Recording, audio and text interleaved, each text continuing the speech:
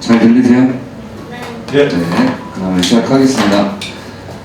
자, 먼저 제목부터 적어봐 주세요. 5강 장르의 설명 및 진로의 방향성. 오늘은 여러분들이 이제 타투라는 친구는 글씨나 그림을 새기잖아요. 근데 그 그림의 스타일들이 여러 개가 있고 그거를 장르라고 부르는데 그 장르가 어떤 게 있고 나중에 3개월 이후에 여러분들이 활동을 할 때는 어떤 장르를 선택해보면 좋을지 한번 생각을 가지시는 수업이라고 보시면 될 것 같습니다. 자, 그래서 여러 타투 장르에 대한 설명과 이해, 먼저 메인 장르 그리고 기타 장르로 좀 나뉘어요. 메인 장르는 사람들이 많이 알고 또 그 다음에 많이들 받으시고 하는 주류적인 거라고 보시면 될 것 같고요. 비주류적인 것도 있긴 해요. 좀 매니악하거나 아니면은 팬덤이 그렇게 많이 형성되어 있지 않은 장르들도 있지만 뭐가 좋다, 뭐가 안 좋다 이런 얘기는 아니니까요. 참고해 주시면 될 것 같습니다. 자, 먼저 장르 들어보셨죠? 장르 몇 가지 들어보셨을 건데 이레즈미라고 하는 거 들어보셨나요? 예. 이레즈미? 그쵸? 일본풍의 그림을 문신으로 옮긴 케이스라고 보시면 되는데 사실 이레즈미는 장르를 부르는 말은 아니에요. 장르를 부르는 말은 아니고 문신의 일본어입니다. 일본어. 그러니까 우리나라에서는 문신이라고 하잖아요. 이 문신이 영어로는 타투, 일본어로는 이레즈미라고 보시면 돼요. 그런데 그런 일본풍의 재패니즈 스타일들의 그림들을 우리가 이레즈미로 약간 사람들이 많이 알고 있는데 이레즈미는 단순히 문신의 일본어고 그 다음에 일본풍의 그림을 재패니즈 스타일 또는 재패니즈 장르라고 보시는 게 좀 더 맞을 수 있어요. 재패니즈는 좀 두 가지로 나뉘어요. 하나는 정통 그리고 하나는 유 이렇게 두 가지로 나뉜다고 보시면 돼요. 일본은 아무래도 우리나라보다는 문신의 역사가 좀 더 깊다고 생각하시면 돼요. 옛날부터 문신을 해오던 그런 문화가 있기 때문에 일본 같은 경우는 그래서 그들은 이제 어떤 식으로 문신을 하냐면 태볼이라는 방식을 가지고 많이들 했었거든요. 태볼이 들어보셨어요? 태볼이라고 해서 바늘로만 문신을 하는 거예요. 요즘 날에는 핸드포크라고도 많이 불리죠. 바늘만 갖고 콕콕 집어서 하는.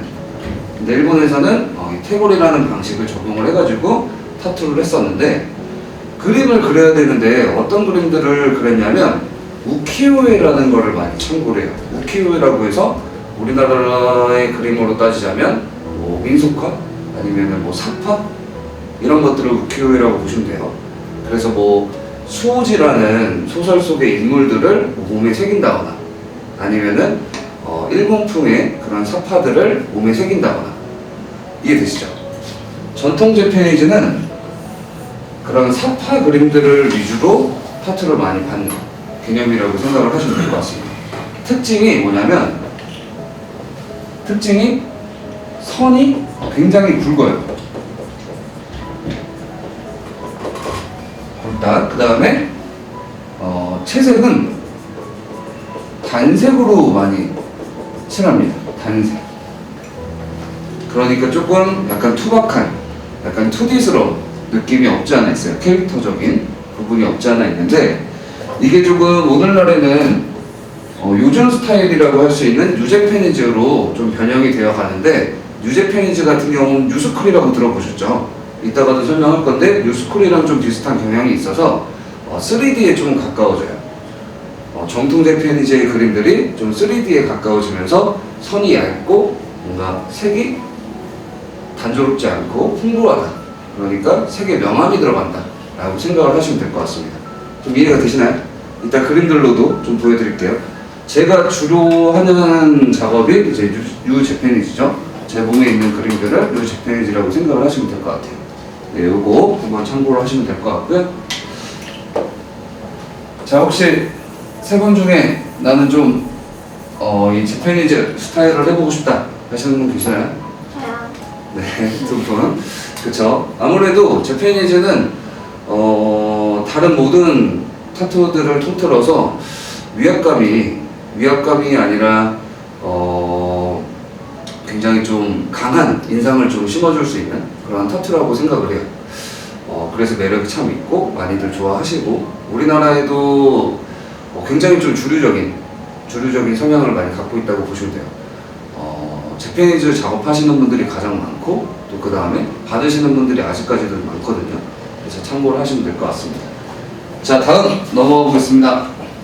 다음은 올드스쿨, 뉴스쿨. 여러분들이 오늘 들을 게 참 많아요. 이 장르가 지금 보시는 거는 메인 장르지만 뭐 기타 장르 통틀어서 장르라는 게 지금은 많이 생겼거든요. 그래서 그런 것들도 알아볼 건데 중요한 거는 이런 게 있구나.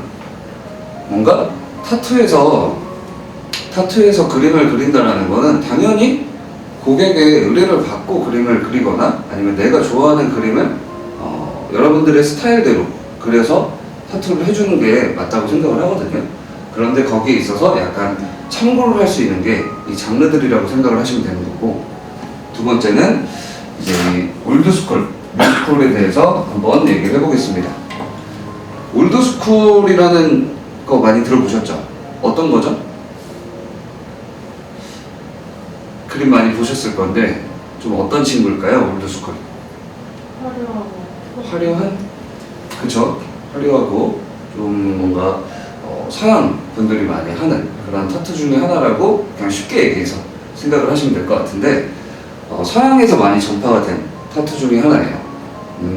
선원들이 많이 했다고 합니다. 선원들이 바닷가에 일하시는 분들이라던가 배에 관련이 있는 사람들이 이 올드스쿨 타투를 즐겨 받았다고 해요.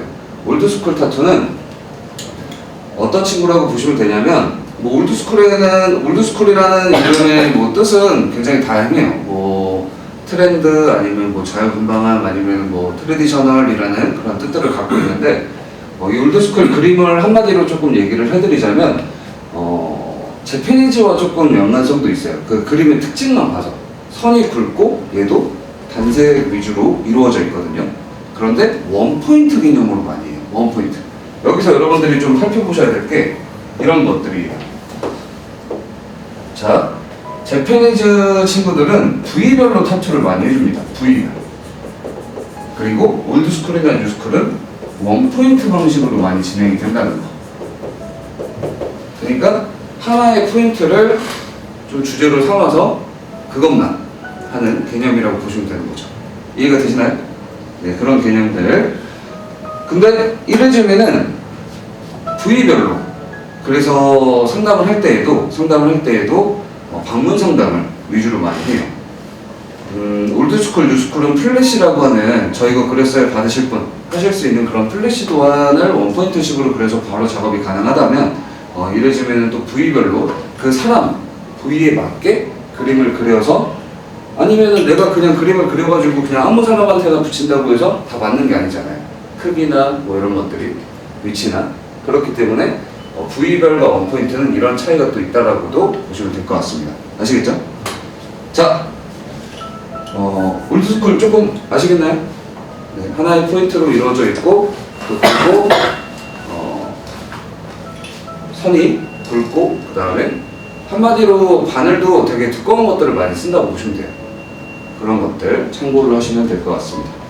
뉴스쿨은 올드스쿨에서 조금 더 변형이 된, 그러니까 올드스쿨 방식으로 진행이 되지만 조금 얘가 2D에 가깝다면 뉴스쿨은 3D에 가깝다라고 생각을 하시면 될 것 같습니다. 그래서 주제를 선택하는 폭도 넓어지고, 그 다음에 색감도 굉장히 더 화려해지는, 색감을 많이 쓰는 그런 작업들이라고 보시면 될 것 같아요. 이 외에도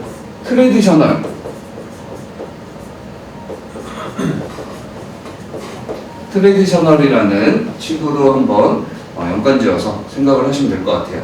트레디셔널도 올드스쿨의 비슷한 개념이라고 생각을 하시면 될 것 같아요. 네, 안녕하세요. 네, 자리에 앉아주시면 되고요. 이따가 사진으로도 한번 참고를 하실 수 있게 말씀을 또 드려보겠습니다. 자, 다음 또 넘어갈게요.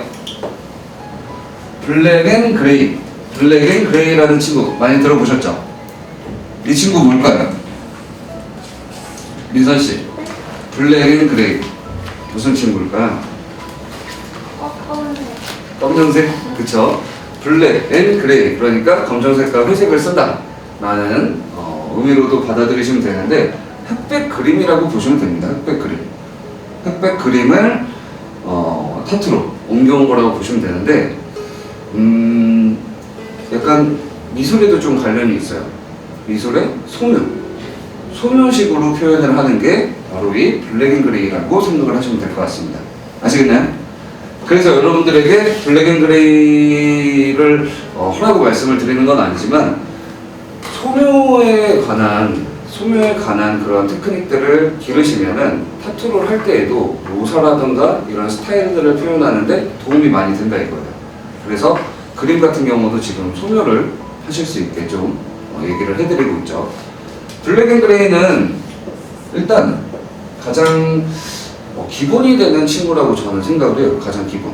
그러니까 그 기본의 기준은 사람들마다 좀 다르겠지만, 블랙 앤 그레이를 잘 한다면 다른 장르들 같은 경우도 어느 정도 다 표현을 할 수 있는 그런 기법들이 다 들어가 있다고 생각을 하시면 되거든요. 여기서 좀 더 나아가서는 리얼리즘 포트레이트라는 친구들도 있어요. 리얼리즘 포트레이트. 리얼리즘 뭘까요? 그쵸, 그냥 리얼하게 사실적으로, 더 사실적으로 뭔가를 표현하는 거. 그리고 포트레이트는 인물 사진이라고 보시면 돼요. 인물 사진. 인물 사진을 좀 리얼하게 표현하는 것을 포트레이트라고 한다라고 생각을 하시면 될 거죠. 블랙 앤 그레이, 일반적인 흑백 그림에서 조금 더 사실적으로 주거나 아니면 인물 사진을 한다면 이렇게도 나뉠 수가 있다라고 보시면 될 것 같아요. 아시겠나요? 지금 이 친구들이 약간 상관관계가 좀 있어요. 이레즈미 같은 경우, 뉴제페니즈 같은 경우, 올드스쿨, 뉴스쿨, 블랙 앤 그레이, 리얼리즘, 포트레이트, 어느 정도 상관관계가 있는 게 뭐냐면, 보통 뉴제페니즈를 먼저 생각하시는 분들 같은 경우 뉴제페니즈를 접근할 때 굉장히 진입장벽이 좀 높아요. 그래서 그냥 정통 스타일 제페니즈를 좀 하시다가 그 다음에 전향을 하시는 경우도 있고, 뉴스쿨 같은 경우도 처음에 바로 진입을 하기에는 좀 어려울 수 있어요. 뭐가 어렵다고 얘기를 하는 거냐면, 접근을 할 때 테크닉적인 부분이나 그림의 이해가 좀 높지 않다면은 바로 접근하기가 어려울 수 있다 이거죠. 그래서 뉴스쿨 같은 경우도 올드스쿨을 먼저 하고 뉴스쿨로 넘어가시는 분들도 많고, 리얼리즘 포트레이트도 마찬가지다 이거예요. 우리가 그림을 전공하지 않았거나 많이 그려보지 않은 상태에서 리얼리즘이나 포트레이트를 하게 된다면 이해가 좀 떨어질 수 있으니 블랙 앤 그레이 일반적인 흑백 그림을 먼저 작업을 하시고 그 다음에 나중에 좀 전향을 하는 경우들이 있다라고 참고하시면 될 것 같습니다. 무슨 말씀인지 아시겠죠? 네. 자, 다음으로 넘어가겠습니다. 요거 하나 좀 말씀을 드릴까요? 블랙 앤 그레이 같은 경우는 어떻게 작업하냐면, 얘도 원포인트, V별. 블랙 앤 그레이는 이 두 가지를 다 섞어서 쓰기도 해요. 그러니까 블랙 앤 그레이를 V별로 하는 경우도 있고 원포인트로 하는 경우도 있어요. 보통 올드스쿨 제페니즈 같은 경우는 올드스쿨을 V별로 하는 경우는 거의 없거든요. 그러니까 난 긴팔에 올드스쿨을 다 받을 거야 하면은 하나씩 그냥 채워 나가가지고 마지막에 그냥 배경을 타투와 타투 사이에 간격이 있을 거 아니에요? 거기에 배경을 미니 타투나 이런 걸로 채우는 개념이라면, 제페니즈는 다 이어지게, 그림이 끊기지 않게 다 이어지게 이렇게 그리는데, 블랙 앤 그레이도 마찬가지다 이거예요.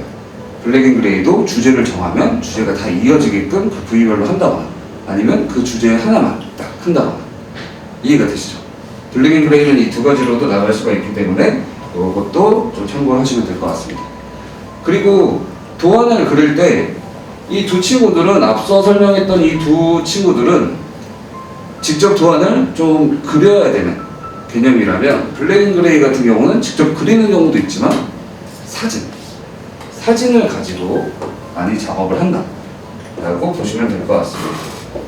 실제 사진 있잖아요. 그 사진을 타투를 한다라는 가정에 좀 맞춰서 좀 편집을 한다거나 보안으로 만들어 가지고 작업을 한다거나 뭐 이런 경우들이 좀 있다고 보시면 될 것 같아요. 아시겠죠? 자, 다음 넘어가겠습니다.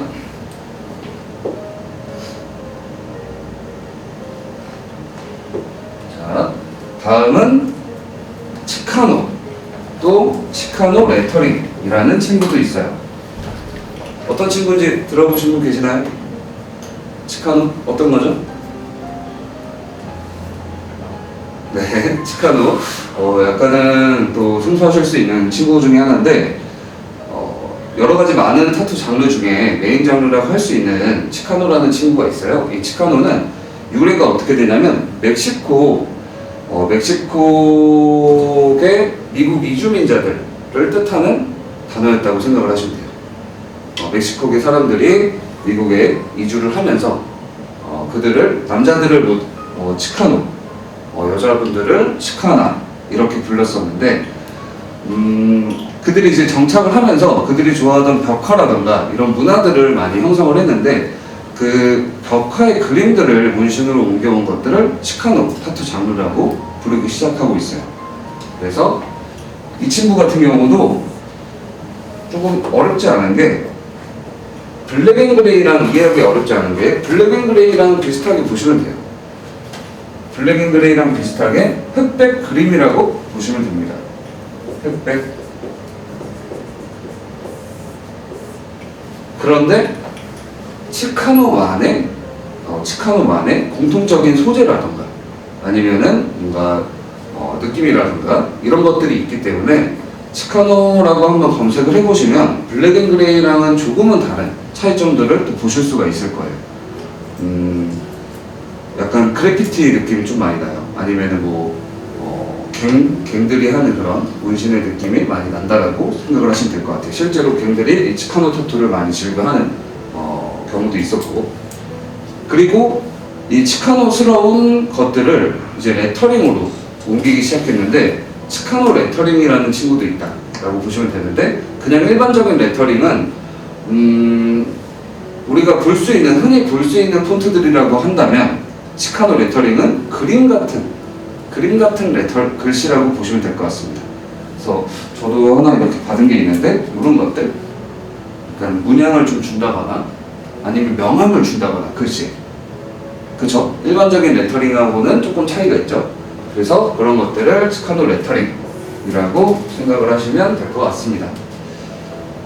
자, 그러면 치카노와 치카노 레터링도 설명을 드렸고, 물론 말로만 전달해드리니까 그런 게 있구나 정도만 알고 계시면 되는 겁니다. 아시겠죠?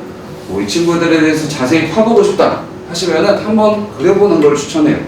나중에 한 번씩 그려보시고 나는 뭐를 좀 좋아할 수 있을까, 뭐를 좋아하나 이런 것들을 찾아나가시는 게 좋고요. 자, 다음은 트라이벌. 트라이벌은 아마 들어보신 분들 많으실 것 같아요. 트라이벌 다들 들어보셨나요? 네, 안 들어보신 분들 있고 또는 알고 계셨던 분들도 계실 건데, 이 트라이벌은 검정 문양이라고 생각을 하시면 됩니다. 검정 문양 타투들을 트라이벌이라고 부른다고 보시면 돼요. 혹시 드웨인 존슨이라고 아시나요? 드웨인 존슨? 더락이라고도 하죠. 유명한 프로 레슬러였고, 그 다음에 지금은 헐리우드 배우죠. 떡밥이 아저씨. 네, 떡밥이 아저씨 계시는데 그분이 이제 마오리라는 부족의 출신이에요. 마오리라는 부족의 출신인데 그 부족의 관습이 타투를 하는 그런 조도 의식이 있는데 그 타투들을 트라이벌 타투 계열이라고 생각을 하시면 됩니다. 그 덜하게 팔에 이제 가슴하고 팔에 이제 트라이벌 타투가 있어요. 그걸 이제 마오리 스타일이라고 부른다라고 생각을 하시면 돼요. 트라이벌도 이 검정 문양도 종류가 많다라고 생각을 하시면 되죠. 마오리라는 스타일도 있고 폴리네시안이라는 경우도 있고 켈틱, 하이다 이렇게 나뉘어진다라고 생각을 하시면 됩니다. 아마 역사적으로 트라이벌 타투가 가장 오래된 타투가 아닐까 싶어요.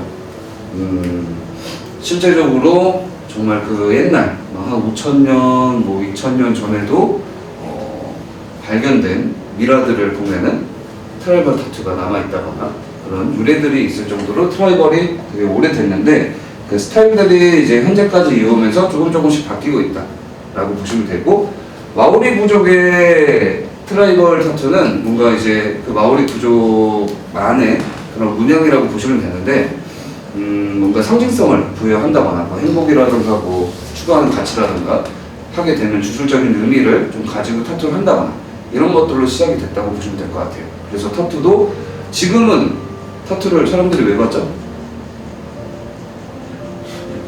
그쵸, 예쁘니까, 그냥 받고 싶으니까, 뭐 또는 자기 만족이라고 한다면 또 그 한편에는 주술적인 의미라던가, 뭐 예전에 진짜 이런 경우도 있었잖아요. 전쟁이한테 가가지고 전쟁이가 너는 용기가 없으니까 호랑이 타투를 해, 뭐 이런 미라도 있다는 것처럼.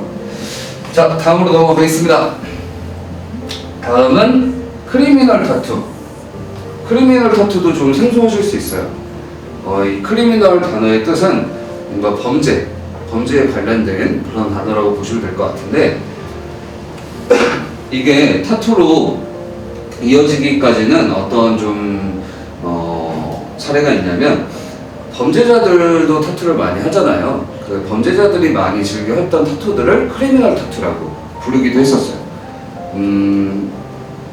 뭐 러시아의 마피아, 아니면은 뭐 갱, 뭐 아니면은 뭐 상하패, 야쿠자 등등 이 크리미널 타투들을 많이 했다고 생각을 하시면 될 것 같아요. 그들이 했던, 특히나 러시아 마피아들이 했던 뭐 타투 중에 하나는 여기 눈물 모양 타투, 뭔지 아시나요? 눈 옆에 눈물 모양.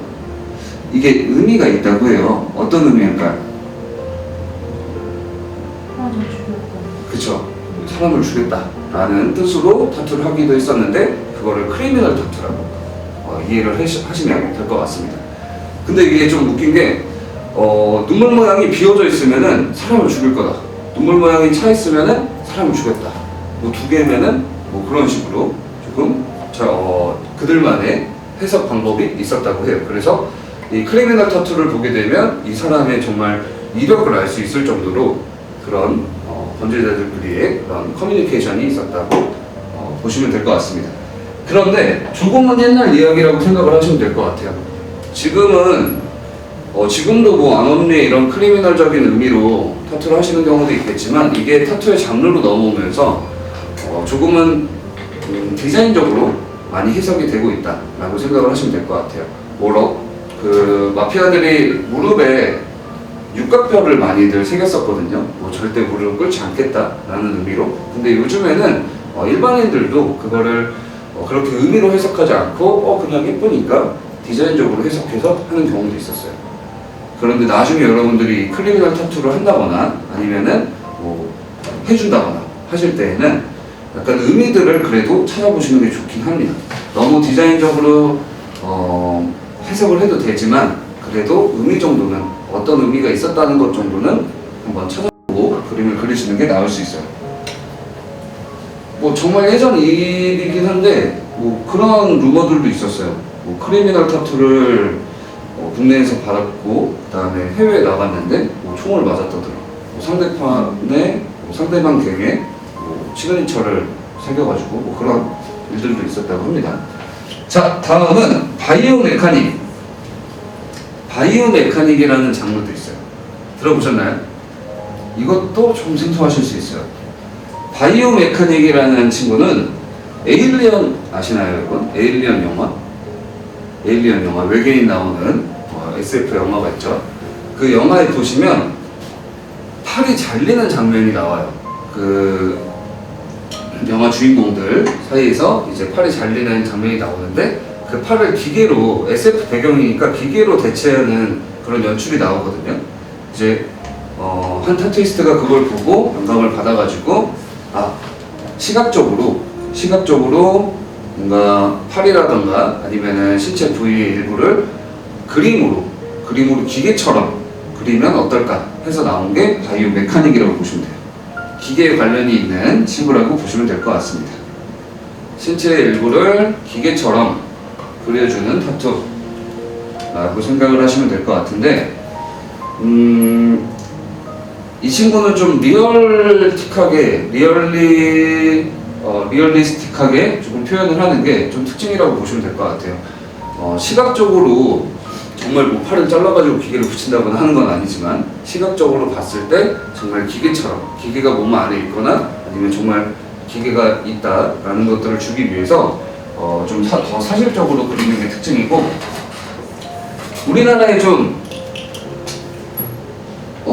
사람들이 많이 관심을 가질까요? 좀 주류적일까요?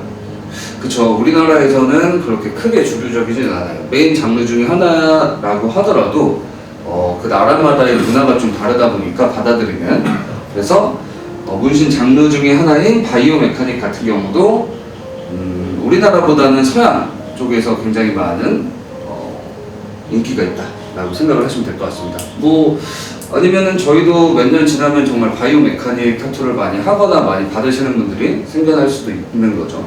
그래서 그런 것들 참고를 하시면 될 것 같고, 다음은 레터링. 레터링은 다들 아시죠? 아마 여러분들이 앞으로 가장 많이 하게 될, 또는 같이 하게 될 타투 중에 하나고, 사람들이 가장 많이 받는 타투 중에 하나라고 보시면 될 것 같습니다. 레터링, 글씨잖아요, 글씨. 그래서 이 글씨는 전 세계 어딜 가더라도 글씨에 대한 것들을 타투로 하는 경우들은 참 많다라고 생각을 하시면 될 것 같아요. 다음은 만다라. 만다라도 들어보셨나요? 만다라는 어떤 거냐면 사실 장르는 아니에요. 장르라기보다는 소재에 가까워요. 소재에 가깝다. 이 만다라는 문양을 뜻하는 단어인데 약간 종교적인 의미를 갖고 있습니다. 불교의 연꽃 형상을 이제 만다라라고 부르는 개념이라고 생각을 하시면 될 것 같아요. 불교에서는 그 연꽃 문양을 만다라라고 부른다, 그냥 이렇게 이해를 하시면 되는 거고, 이 만다라를 굉장히 다양한 스타일로 타투들을 많이들 하는 추세예요. 만다라는 이제 문양이니까 그 문양이 어디에 들어가도 조화롭게 이루어지기 때문에, 특히나 팔꿈치 있죠. 팔꿈치에 무슨 타투들 많이 하죠? 뭔가 할 수 있는 게 한정적일 거란 말이에요. 부위적인 한계 때문에. 그래서 이 만다라 문양을 넣는다거나 아니면은 거미줄 같은 거 있잖아요. 그런 것들을 넣는다. 패턴이 있는 그런 것들을 주로 넣는다라고 생각을 하시면 될 것 같아요. 또는 오너먼트라는 친구도 있어요. 패턴 타투의 일종이라고 보시면 될 것 같고, 이 만다라처럼 문양을 새기는 그런 타투들이라고 보시면 돼요. 만다라의 영향 때문에 이 오너먼트라는 친구들도 많이들 사람들이 알게 됨으로써 이런 패턴 타투들을 많이 하는 또 사람들도 있다라고 보시면 될 것 같습니다. 자, 잘 들어보셨나요? 자, 지금 몇 개죠? 하나, 둘, 셋, 넷, 다섯, 여섯, 일곱, 여덟, 아홉, 열, 열하나, 열둘, 열셋, 13개죠. 13개가 넘게 우리가 얘기를 했는데, 이 외에도 타투 장르들 또 있을까요? 이 외에도? 자, 그럼 지금부터는 여러분들 핸드폰을 보셔도 돼요. 지금부터는 생각나시는 장르들을 한번 불러봐 주세요. 자, 여기 없는, 또는 여러분들이 들어보셨던 그런 타투들 다 괜찮습니다. 스케치? 어떤 거요? 스케치? 스케치 타투? 색연필. 색연필? 네. 감성. 감성 타투. 라인 워크, 그쵸? 자, 다 같이 한번 적어보시면 좋을 것 같습니다. 감성 타투, 그 다음에 라인 워크, 그 다음에 또 뭐라 그랬었죠?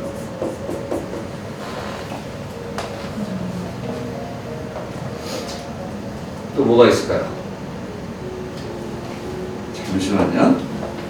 한번 핸드폰을 여셔가지고 타투 장르라고 한번 검색해 보시는 것도 좋을 것 같습니다.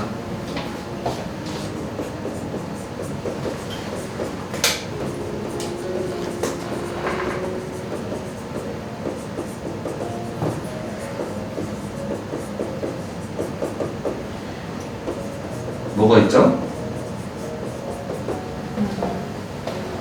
지금까지 얘기했던 메인 장르 말고도 또 많은 타투들이 있습니다. 그래서 오늘 수업 중에 우리가 알 수 있는 것들은 다 한번 얘기를 해보자 라고 보시면 될 것 같아요.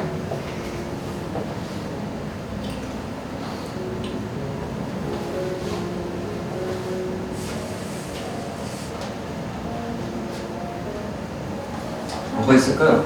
어떤 거요? 화이트 타투.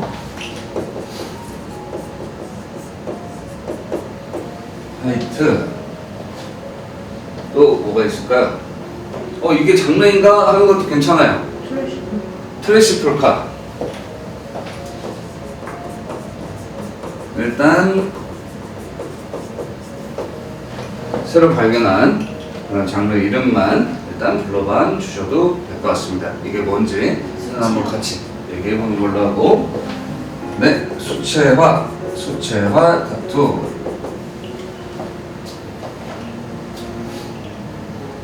그렇게 많이 나오진 않죠. 우리가 여태까지 했던 걸 위주로 좀 나올 거예요. 일러스트. 여러분 혹시 호러 영화나 무서운 영화 좋아하세요?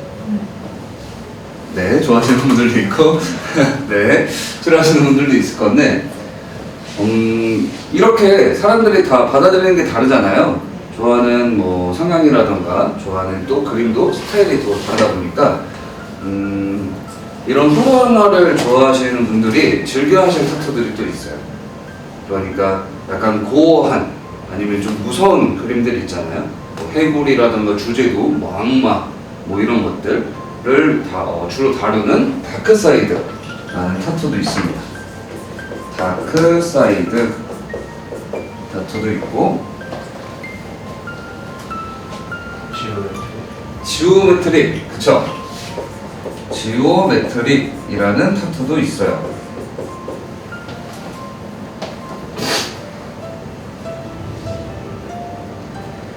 여러분 보통 이렇게 수업을 하면 이 장르가 몇 가지나 나오는지 아세요? 네. 보통 이렇게 수업을 하면 이 장르들을 우리가 이렇게 나열을 하잖아요. 그리고 제가 하나씩 설명을 다 해드릴 건데 보통 나오는 게 한 40개 정도 나와요. 그만큼 많아요. 물론 거기에서도 이제 이건 장르라고 볼 수 있는 것들도 있고 이거는 좀 하나의 어떤 의미구나 라는 것들도 알 수 있겠지만, 자, 또 뭐가 있냐면 블랙워크라고 하는 친구도 있어요. 블랙워크. 아까 라인워크 얘기했었죠. 블랙워크라는 친구도 있고 도트워크라는 친구도 있어요. 도트워크. 그리고 낙서들을 몸에 또 타투로 하는 경우들도 요즘 많아지고 있거든요. 두들 타투, 낙서 타투라고 보시면 돼요. 두들 타투,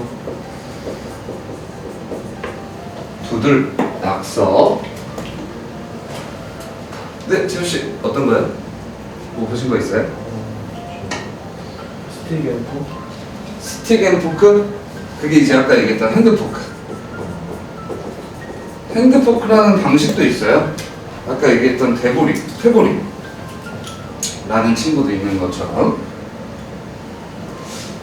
팔을 아예 다 검정색으로 채우면 뭐라고 부를까요? 그쵸, 블랙. 그런 것도 또 얘기를 같이 해볼 수 있는 거겠죠.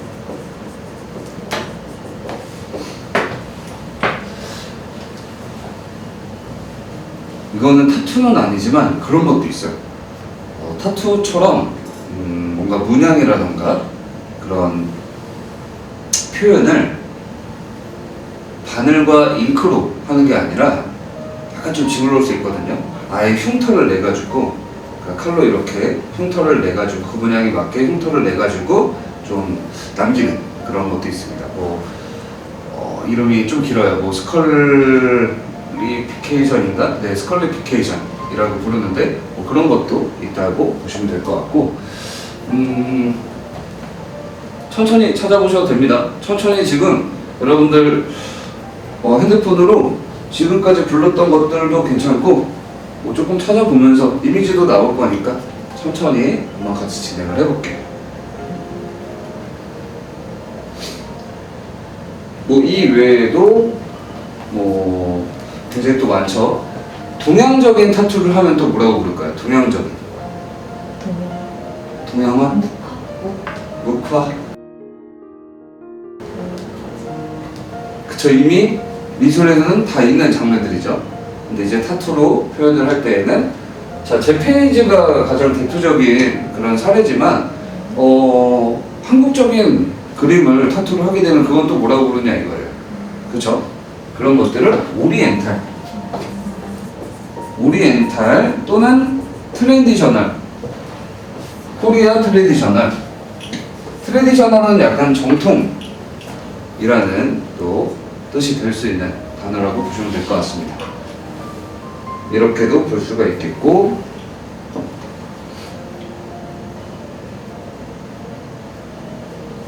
또 요즘에는 반려동물도 타투를 많이 하잖아요. 반려동물 타투도 있을 거고.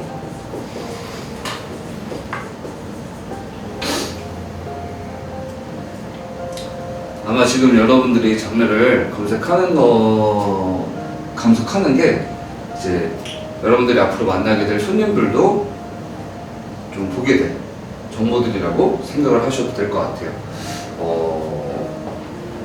지금 이렇게 따로 말씀을 해드리는 친구들은 물론 이 중에서도 사람들이 잘 아는 친구들도 있어요. 그렇지만 잘 모르는 친구들도 포함이 되어 있기 때문에 여러분들이 장르를 선택한다고 했을 때 조금 이런 비주류적인 차이도 있을 거고, 그런 것도 생각을 하시면 될 것 같습니다. 그러면은 좀 추가적으로 나오는 거는 같이 설명하면서 얘기하는 걸로 하고요. 자, 이제 하나씩 제가 좀 간략하게만 설명을 해드릴게요. 그리고 잠깐 쉬었다가 이미지로 좀 같이 이런저런 얘기 나누고 수업을 마칠 건데, 자, 스케치 또는 색연필, 그리고 또 수채화, 일러스트. 자, 이런 친구들은 타투 장르라고 볼 수는 없어요. 왜냐? 이미 있는 장르니까. 이미 있는 장르로 타투를 표현한 거니까 그냥 그림적인 장르라고 보시면 되는 거예요. 이해되시죠? 그렇기 때문에 물론 묘사를 할 때의 특징은 좀 있습니다. 묘사를 할 때의 특징은 있어요. 수채화는 좀 잉크에 물을 탄다거나 뭐 그렇게 하는 경우도 있어요. 자, 그리고 감성 타투. 이 감성 타투는 어떤 친구일까요? 많이들 아실 것 같아요. 왜냐면 우리나라에서 지금 가장 인기가 많은 타투 중에 하나고, 또 사람들이 잘 알고 있는 타투 중에 하나죠. 감성 타투. 어떤 친구들을 감성 타투라고 부르는 걸까요? 약간 여리여리한. 여리여리한, 그쵸? 감성, 그러니까 느낌에 대한 것들을 저렇게 단어로 표현하니까 뭔가 애매해요, 사실. 감성 타투라는 게 좀 뭔가 어떤 그림이지? 라고 생각한다면 좀 애매해요. 여태까지 말씀드린 친구들과 비교해서는, 그쵸? 재패니즈 딱 떠오르는 이미지가 있죠. 올드스쿨 딱 떠오르는 이미지가 있을 거고, 블랙 앤 그레이도 마찬가지인 것처럼. 근데 감성 타투는 좀 애매해서 처음에 이 감성 타투들이 나올 때 약간 좀 욕을 많이 먹었었어요. 그러니까 말들이 좀 많았었습니다. 왜냐? 일단 이름 때문에. 그러니까 어떤 게 감성이냐 이거예요. 그러니까 타투이스트가 좀 뭔가 감성이 충만한 사람이에요. 그러면 그 사람이 한 타투를 감성 타투라고 부를 수 있는 거냐? 감성이 없으면 안 되냐? 뭐 이런 얘기들도 있었고, 직설적으로 좀 얘기를 하면, 또 두 번째로 사실 이름이야 이제 그렇다 쳐더라도 두 번째 문제는 뭐였냐면, 말씀하신 것처럼 여리여리한 느낌을 내기 위해서는 한마디로 좀 여성분들이 많이 좋아하는 그런 요소들이 조금 있긴 해요. 어떤 거냐면, 남자분들은 좀 크고 굵은 것들을 많이 선호하거든요. 그림을 볼 때에도. 뭐 이거는 남자 여자를 떠나서이기도 하지만, 근데 얇은 선들, 또 연한 톤 같은 것들을 감성 타투에서 많이들 표현해요. 그렇다 보니까 여기서 기술적인 문제들이 발생이 되는데, 발색이 좋은 경우가 많이 없었어요. 그러니까 오늘 타투를 받았는데 뭐 꽃을 하나 받았어요. 근데 한 달 지나고 봤더니 다 빠져있거나 이렇게 돼 있더구나. 이렇게 형체를 알아볼 수 없게 다 없어진다. 이게 무슨 이유 때문에 생기는 거죠? 자, 아시는 거예요? 여러분 아시는 겁니다. 혈관? 땡. 바늘의 깊이가 어느까지 들어가야 돼요. 그래야 이게 발색 이후에도 남는다고 그랬죠? 진피? 그쵸. 진피나 기저층까지 바늘의 깊이가 닿아야 되는데 얇은 바늘을 쓰다 보니까 좀 어렵다 이거예요. 얇은 바늘은 상처를 더 잘 내주기 때문에 조금만 깊어도 바로 퍼지거나 할 수 있기 때문에 그런 깊이 조절에 대한 문제라던가 또 그 다음에 연한 톤을 까니까 작업 직후엔 진하게 보여도 한 달 지나서 탈각이 다 완성된 후에 보면은 지금 작업 직후에는 가장 진한 게 한 달 뒤에는 좀 연해진단 말이에요, 살짝. 이해되시죠? 그래서 피부톤에 묻혀버리거나 이런 경우들이 많았어가지고 이건 그러면은 반영구 타투 아니냐 뭐 이런 조금 얘기도 있었다고 보시면 돼요. 그렇지만 이 감정 타투는 접근성적으로 봤을 때 굉장히 좀 접근하기 쉬운 개념이 많죠. 왜냐하면 즐겨 할 수 있는, 그러니까 타투를 좋아하지 않더라도 즐겨 할 수 있는, 조금 좋아할 수 있는 그런 그림들이 되게 많죠. 예를 들어 꽃이라는 것들도 감성 타투로 많이들 하고, 그 다음에 제페이즈 같은 경우는 아까도 얘기했지만 좀 제페이즈만의 매력은 있겠지만 그거를 향후를 못 느끼시는 사람들은 너무 위협적이다 또는 너무 강하다라고 생각을 하는 것처럼 감성 타투는 그에 비해서 굉장히 예쁘다 라고 할 수 있는 그런 그림들이 참 많고 그렇다 보니까 지금 우리나라에서는 가장 주류적인 타투 중에 하나로 자리를 잡았어요. 자리매김을 하게 된 그런 이유들 때문이라고 보시면 될 것 같습니다. 실제로 해외 컨벤션에 나가가지고 저희가 이제 얘기를 많이들 할 거 아니에요. 해외 친구들을 만나서 얘기를 한다 하더라도 이 감성 타투를 코리아 트레디셔널이라고 부르는 사람도 있었어요. 코리아 타투. 그런 것처럼 우리나라에서 많이 하는 것들이 해외에도 좀 알려지고 있고 하는데 이름 때문에 조금 이런 오해가 생기잖아요. 그래서 이 이름을 좀 다르게 부르시는 분들도 있어요. 파인라인 타투 아니면은 원라인 타투. 파인라인 검색해보시면 이것도 보긴 하셨을 거예요. 파인라인, 원라인, 얇은 라인이다 이거죠. 얇은 라인을 주로 사용하는 작업이다 라는 의미로 또 쓰기도 합니다. 그래서 이 감성 타투 좀 처음과 지금의 좀 스토리들 조금 얘기를 해드렸는데 잘 전달이 되셨을까요? 네. 그래서 지금은 뭐 예전에 그런 문제들을 얘기는 하진 않고요. 왜냐면은 문제가 됐던 것들이 많이 해소가 됐어요. 왜냐면은 배우는 환경도 좋아졌고 또 그리고 작업에 그런 필요한 머신들도 많이 좋아졌고 그렇다 보니까 이런 것들이 예전보다는 더 수월하게 이루어질 수 있어서 예전의 문제들은 많이 해소가 된 케이스라고 보시면 될 것 같습니다. 자, 이 감성 타투가 지금까지도 유행을 하고 있지만 뭐 나중에는 또 바뀔 수도 있는 거고요. 이거는 감성 타투뿐만 아니라 다른 친구들도 그렇다 이거예요. 이 타투라는 장르는 어떻게 보면 스타일이고 그 스타일들은 유행, 트렌드한 그런 것들을 가지고 있죠. 자, 다음은 라인워크. 라인워크에 대해서 알아보겠습니다. 라인워크 뭘까요? 굉장히 간단해요. 그쵸, 선으로만 이루어져 있는 그림들이라고 보시면 될 것 같습니다. 오늘 내가 꽃을 하고 싶어요. 근데 그 꽃을 선으로만 표현했어요. 그럼 라인워크라고 보시면 될 것 같습니다. 아시겠죠? 굉장히 이해하기는 어렵지 않으실 거고, 자, 화이트 같은 경우는 타투 장르라고 보기보다는 잉크에 특정된 것들을 얘기를 하는 거니까 뭐 화이트를 위주로 한 타투를 화이트 타투라고 부를 수는 있어요. 그렇지만 뭔가 이제 그 화이트는 너무 포괄적이잖아요. 너무 포괄적이기 때문에 화이트 타투라고만 알고 계시면 될 것 같고, 자, 트래쉬 폴카라는 친구도 있어요. 트래쉬 폴카 좀 생소하실 수 있는데 요즘 많이 사람들에게 알려지고 있는 장르 중에 하나예요. 이 트래쉬 폴카는 뭐 이름이 쓰레기라는 뜻이잖아요.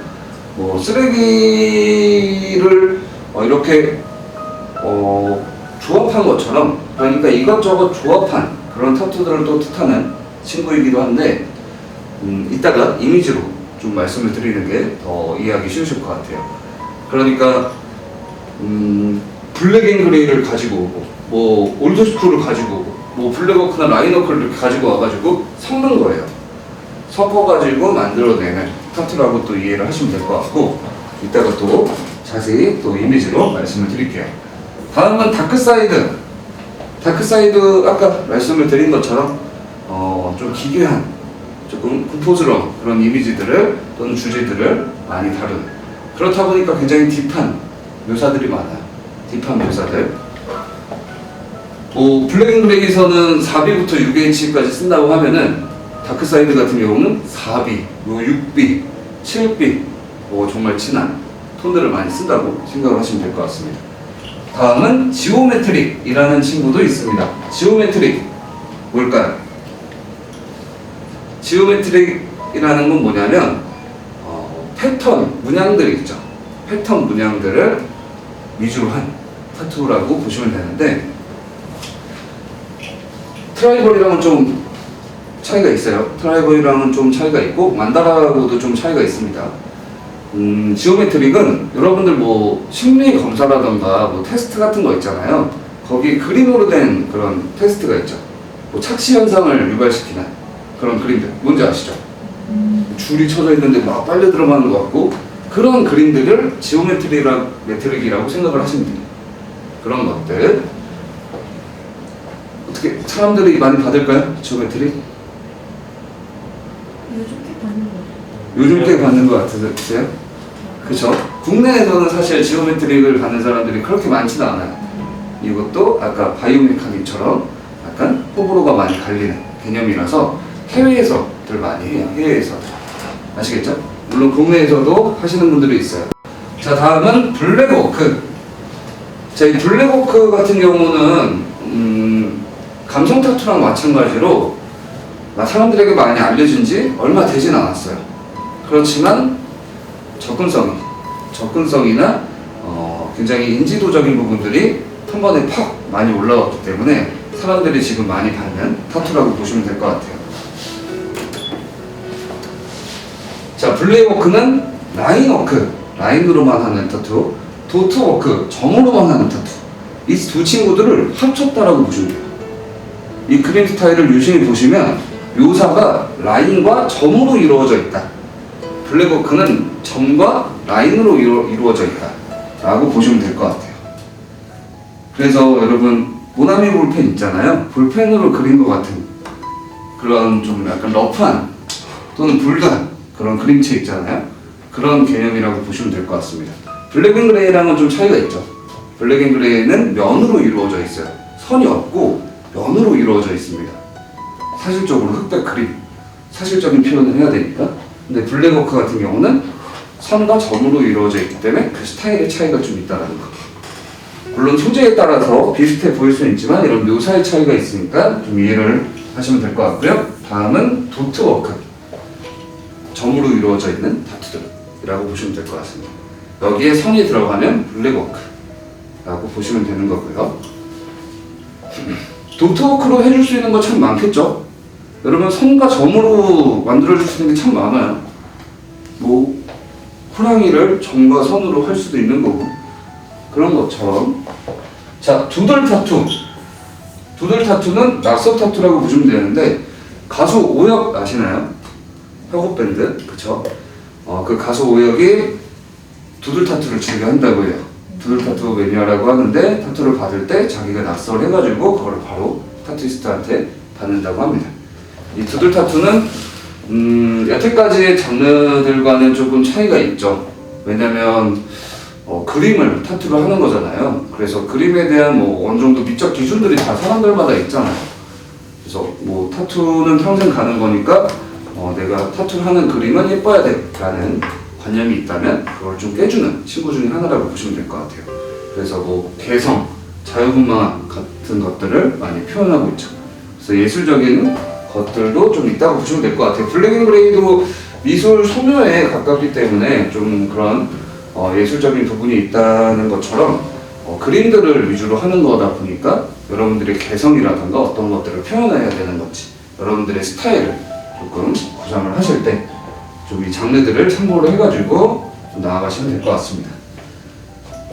실제로 이거랑은 좀 별개의 이야기지만 그런 경우도 있어요.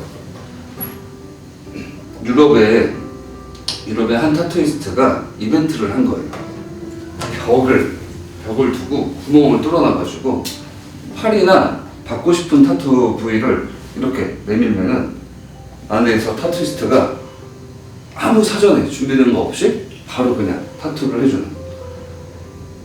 네, 이해가 안 되시죠? 그러니까 여러분들 사이, 저와 여러분들 사이에 벽이 있다고 생각하시면 돼요. 그래서 여러분들이 만약에 이제 누가 타투를 하는지 정도는 알아요. 그래서 나 이 사람한테 타투 작업 받아보고 싶다. 근데 보통 우리나라에서는 어떻게 해요? 뭐 할 거예요? 이거 하고 싶어요? 이거는 이렇게 한번 할 수 있을까요? 이런 식으로 진행이 되잖아요. 근데 바로 그냥 팔을 넣어가지고 그냥 타투를 하는 거죠. 그래서 타투이스트를 좀 믿는 또는 타투이스트의 스타일이 명확한 경우는 이런 식으로 좀 작업이 진행되는 경우도 있어요. 대표적인 예가 뭐예요? 저번 시간에 좀 들었던 것 중에 하나인데 프리핸드. 프리핸드가 그 대표적인 예 중에 하나라고 보시면 될 것 같습니다. 좀 연관이 되시나요? 네, 그런 개념들. 그래서 지금 얘기랑 완전히 다른 얘기를 한 거예요. 완전히 다른 얘기를 한 건데 여러분들이 이제 타투를 받아들이실 때 무조건 난 이거 해야 돼, 이거 해야 돼 이런 걸 떠나서 좀 이런 것도 한번 있다라는 거 좀 얘기를 해드리고 싶었고, 블랙암 같은 경우 팔을 검정색으로 다 채우는, 또는 이제 뭐 다리도 검정색으로 다 채울 수 있겠죠. 그런 경우도 이제 블랙암이라고 알기 쉽게 얘기를 하는데, 예전에는 이 블랙암 타투는 타투 끝판왕의 대명사였어요. 그러니까 타투를 다 했는데 이제 할 데가 없으니까 검정색으로 다 채우자 라는 개념으로들 많이 했지만, 요즘에는 처음부터 블랙암을 하시는 경우들도 있어요. 왜냐면은 이 블랙암만의 또 매력이 있기 때문에. 뭐 사실 저도 블랙암을 처음에 좋아하진 않았거든요. 왜 저길 저렇게 하지? 예쁜 그림들 다 놔두고. 그런데 타투를 좀 받아보니까 좀 알겠더라고요. 타투를 받아보니까 피카츄를 했는데 라이츄를 받고 싶고, 라이츄를 했는데 뭔가 다른 걸 하고 싶고, 또 그 다음에 그 검정색이 주는 또 매력도 있다 보니까 좀 이렇게 다 채우는 것들을, 저도 그래서 타투 받을 때 웬만하면 원포인트로 받은 게 지금 거의 없어요. 그러니까 다 이어지게 받았거든요. 왜냐하면 이 빈틈이, 살색이 좀 그림의 사이에서 좀 비춰지는 게 싫어가지고, 그래서 그런 것도 조금 보시면 될 것 같습니다. 여러분들이 만약에, 이것도 좀 번외의 이야기지만, 타투를 나중에 여러분들이 받을 계획을 하신다면 원포인트로 받을지 부위별로 받을지 이건 확실하게 정하고 하시는 게 좋아요. 내가 긴 팔을 할 거야. 그러면은 긴 팔을 어차피 다 할 거라면 한 번에 갈 것인지 아니면 나눠서 갈 것인지 생각하는 것도 좋다라는 거. 네, 다음은 오리엔탈. 이것도 생각할게요. 굳이 말씀을 좀 많이 드릴 내용은 아니죠. 동양적인 그림들을 오리엔탈이라고 보시면 될 것 같고. 자, 다음은 핸드포크. 이 친구는 바늘로만 이렇게 콕콕 찍어가지고 하는 경우인데, 핸드포크용 바늘이 또 따로 있어요. 또 그리고 일본에서는 이 핸드포크 방식을 그들만의 방식으로 만들어서 태몰이라고 하기도 하고요. 막대기 있잖아요. 막대기에 바늘을 테이프나 실로 감아가지고 하는 거예요. 그렇고, 차이가 뭘까요? 일반 타투하고. 머신 안 쓰는 거. 그쵸, 머신을 안 쓰는 거, 시간이 오래 걸린다는 거, 그쵸, 그런 것들. 그렇다 보니까 오리지널리티를 좀 추구하시는 분들이 많이 선호하신다. 그러니까 나는 진짜 정통적으로 받을 거야, 타투를. 옛날에 그런 정통적인 걸 받을 거야 해서 뭐 태국에 가서 타투를 받아온다거나, 아니면은 뭐 일본의 이 태보리 방식으로 받는다거나, 아니면 핸드포크 방식으로 뭐 점을 새긴다거나 하는 경우들도 있다는 거. 자, 근데 장르라고 보기에는 좀 애매하죠. 방식이라고 보면 되는 거죠. 방식이라고 보시면 될 것 같고, 반려동물 같은 경우는 밈이라고 생각을 하시면 돼요. 하나의 이제 유행, 반려동물을 많이 사랑하시는 분들이 타투를 함으로써 그런 것들이 전파가 돼서 이제 반려동물들을 블랙 앤 그레이처럼 한다거나 올드스쿨처럼 한다거나 하시는 것들이 많아졌죠. 그래서 이런 것들은 앞으로 쭉쭉쭉 생길 거예요. 근데 이런 하나의 특징을 가지고 타투를 하시는 분들도 있어요. 난 어떤 장르다 이게 아니고 나는 꽃만 할 거야, 나는 호랑이만 할 거야, 나는 뭔가 사자만 할 거야, 이러는 스타일들도 있다는 거 알고 계시면 될 것 같습니다. 자, 이렇게 쭉 들어보셨는데 혹시 궁금하신 거나 아니면 평소에 좀 물어보고 싶으셨던 거 혹시 있으신가요? 아니면은 들으시면서 요거는 좀 더 얘기를 듣고 싶다 하시는 것들, 내용이 너무 많죠? 자, 이거 다 알아두시면 좋긴 해요. 이런 친구들이 있다는 것 정도는. 그래서 오늘부터 여러분들이 뭘 많이 하셔야 되냐면 그림을 많이 보셔야 됩니다. 그림을 많이 보실 때 구글, 그 다음에 또 뭐죠? 그쵸? 인스타, 핀터레스트, 이 세 가지 대표 친구들을 사용을 해가지고 그림을 많이 보셔야 돼요. 왜냐면 이 장르 같은 경우는 무조건 하나 선택해야 된다 라는 건 아니에요, 사실. 왜냐면 저는 비교적 좀 일찍 시작한 편이어서 제가 시작할 때만 해도 이 장르가 많았을까요? 이렇게? 없었어요. 장르가 거의 이렇게 한정이었단 말이에요. 그렇다 보니까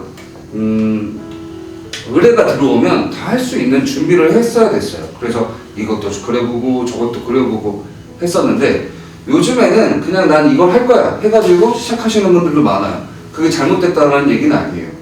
왜냐면은 이건 하나의 전문성이라고 보시면 되는 거거든요. 그래서 내가 좋아하는 걸 하면 되는 거라고 생각을 하는데 그런데 여러분들이 지금 이 장르를 어떻게 좀 받아들이시냐는 좀 하나의 진로의 방향성을 좀 추천을 해드리자면 다 찍어보고 나서 하는 게 저는 맞지 않을까 좀 개인적으로 생각을 해요. 왜냐면은 어차피 다 같은 타투잖아요. 다 같은 타투고 조금의 차이가 있는 것 뿐이거든요. 그런데 이제 나는 무조건 이거야 이렇게 하면은 나중에 만약에 다른 마음이 생겼을 때 나중에 다른 걸 하고 싶을 때 이미 이제 벽을 이렇게 쳐놨으면은 또 그 벽을 깨부수고 다른 걸 가기가 힘드니까 좀 다 해보고 나서 진정으로 여러분들이 하고 싶은 거를 찾은 다음에 하는 게 좋지 않을까. 너무 부담 가지실 필요는 없어요, 사실. 아시겠죠? 그래서 일단 해보면서 찾아나가는 게 좋겠다라는 말씀을 드리는 거고, 난 이 장르를 지금 한번 해보면 좋겠다 또는 제일 관심이 간다 하시는 거 있나요? 지금 쭉 들어보셨을 때 재우씨 좀 보셨을 때 처음과 똑같이 재팬이즘? 좀 해보고 싶은 게 좀 많긴 해보고 싶은 게 좀 많긴 해요. 또 들어보니까 또 다양하죠. 들어보니까 좀 더 다양한 부분들도 있는 거고. 알겠습니다. 그러면은 효빈 씨는요? 리얼리즘 처음과 네. 그러면 민선 씨는요? 재팬이즘? 네. 보통 이렇게 진행을 하면은 다들 바뀌시긴 하거든요. 들어보니까 너무 많아가지고 내가 생각했던 거 말고 또 다른 것도 한번 생각을 해봐야 되겠다 하시는 분들도 있는데 좋습니다. 민지 씨는요? 그냥 다. 다 해보고 싶어요. 근데 3개월 이후에는 우선 하나는 정해야 된다 라고 말씀드리고 싶어요. 그러니까 이게 갑자기 또 무슨 말이냐면 우선 하나 정하시고 그 외의 것들은 이제 틈틈이 연습을 하면서 찾아 나가야 된다 이거예요.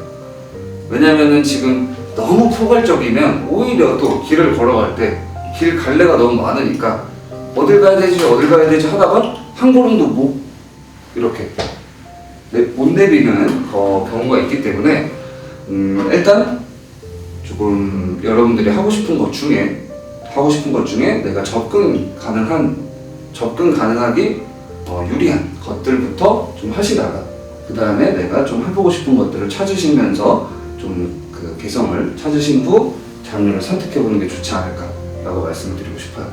그래서 저 같은 경우는 아까도 얘기를 했지만 저는 유제 페이지를 처음부터 하고 싶었어요, 사실.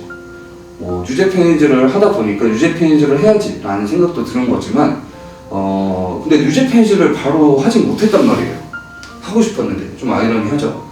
왜냐면 어렵기 때문에 그림을 그려보지 않았었거든요, 저는. 그래서 유제 페이지를 그려야 되는데 자꾸 이상하게 나오고 그렇다 보니까 굉장히 근데 또 다른 걸 하기에는 싫으니까 내가 좋아하는 것만 계속 그린 거예요. 그렇다 보니까 실력이 계속 늘지는 않고 그런 좀 딜레마가 있었었는데 근데 그때 이제 이 딜레마를 조금 내려놓고 다른 블랙 앤 그레이를 좀 한다거나 아니면 다른 장르들을 해봤더니 오히려 내가 하고 싶은 거에 좀 더 가까워진 그런 좀 사례도 있었거든요. 그래서 그런 것들을 좀 생각을 해보시면 좋을 것 같습니다. 자, 그러면 지금부터는 이미지를 좀 참고를 해가지고 하나씩 다시 한번 말씀을 드릴 건데 자, 이렇게 장르의 설명을 다 말씀을 드려봤는데 굉장히 장르가 많죠. 또 그리고 복잡하게 느껴지실 수는 있어요. 그렇지만 방금도 말씀을 드렸지만 앞으로 여러분들의 진로의 방향성을 찾을 때 이 기존에 있는 장르들을 참고를 해가지고 내가 어떤 거를 하고 싶은지 찾아 나가는 게 1차적인 목표라고 생각을 하시면 될 것 같아요. 사실상 그림을 우리가 그렸던 사람들이 아니기 때문에 그림을 전공을 하지 않았거나 또는 이제 막 시작한 입장에서 이거를 바라본다면 어떤 게 맞는 거다라고 할 수는 없어요. 그래서 저 같은 경우에도 아까 말씀을 드렸지만 이것저것 다 해보고 그 다음에 선택을 한 케이스예요. 또는 어떻게 보면은 하나만 조금 선택을 하려고 했다가 그게 안 돼서 조금 다른 것들을 해보면서 그 다음에 쌓아간 케이스거든요. 그러니까 정답은 없다라고 생각을 하시면 될 것 같아요. 정답은 없다라고 생각을 하시면 되지만 가장 큰 틀을 조금 말씀을 드린다면 이 친구들은 트렌드에 굉장히 영향이 많다 이거예요. 트렌드에. 여러분들이 지금 하고 싶은 장르도 나중에 좀 바뀔 수가 있다 이거죠. 이해가 되시죠? 그런데 거기에 이제 머물러 있다면 너무 한 곳에만 머물러 있다면 조금 다른 방향성을 찾기가 어려워질 수 있다는 거. 그래서 저는 한 가지의 뭔가 트렌드에만 집중하지 마시고 한 가지의 트렌드를 먼저 좀 보시면서 그 다음에 나머지 것들도 좀 공부를 해나가는 게 좀 발전 가능성이 크지 않을까 그런 이야기를 전달해 주고 싶은 거고요. 이제 이미지를 한번 살펴보겠습니다. 지금 말로만 이렇게 얘기를 대화로만 이렇게 얘기를 했는데 이미지를 보면서 조금 더 이게 이런 거구나 라는 걸 한번 보겠습니다. 자, 먼저 재패니즈. 자, 재패니즈 타투는 이런 친구라고 보시면 돼요. 이런 친구 많이들 보셨죠? 민원씨 어때요? 재패니즈 좀 멋있어요. 멋있어요? 오, 멋있어요. 네. 몸이 쓰레기인데. 뭐라고요? 몸이 쓰레기인데. 몸이 뭐라고요? 쓰레기로. 몸이 타투 그쵸. 아무래도 운동을 해가지고 멋있는 몸에 이제 타투를 새긴다면 더 이쁘긴 해요. 그렇지만 어려워요. 근데 막 갈라진 몸 있잖아요. 보기에는 좋지만 타투를 하잖아요. 그러면은 굴곡이 너무 많아가지고 전사 찍기 좀 어렵다거나 뭐 그런 것도 있긴 해요. 뭐 일반 체형이에요. 일반 체형. 그래서 지속적으로 잘 얘기를 해주셨습니다. 자, 우리 신체를 보지 마시고 타투를 일단 보는 걸로 할게요. 자, 이 타투는 재패니즈 타투라고 보시면 되는데 재패니즈 타투라고 또 부를 수 있는 이유 중에 하나가 이런 그림 스타일, 이 용이라는 소재 자체가 이제 뭐 서양에도 있지만 서양용과 이제 동양용의 차이가 있는 것처럼 그런 특징이 상상 속의 동물이지만 그런 특징이 그래서 뭐 어떤 것들도 볼 수 있냐면 발톱이 몇 개냐에 따라서 달라요. 발톱이 몇 개고 그 다음에 뿔은 어떠냐 뭐 이런 것들에 또 차이가 있는 거고 파고 파면은 당연히 더 전문성이 많아집니다. 그렇지만 우리는 이걸 지금 하나의 장르만 좀 팔 게 아니어서 대략적으로만 설명을 할게요. 가쿠라는 게 포인트예요. 가쿠라는 게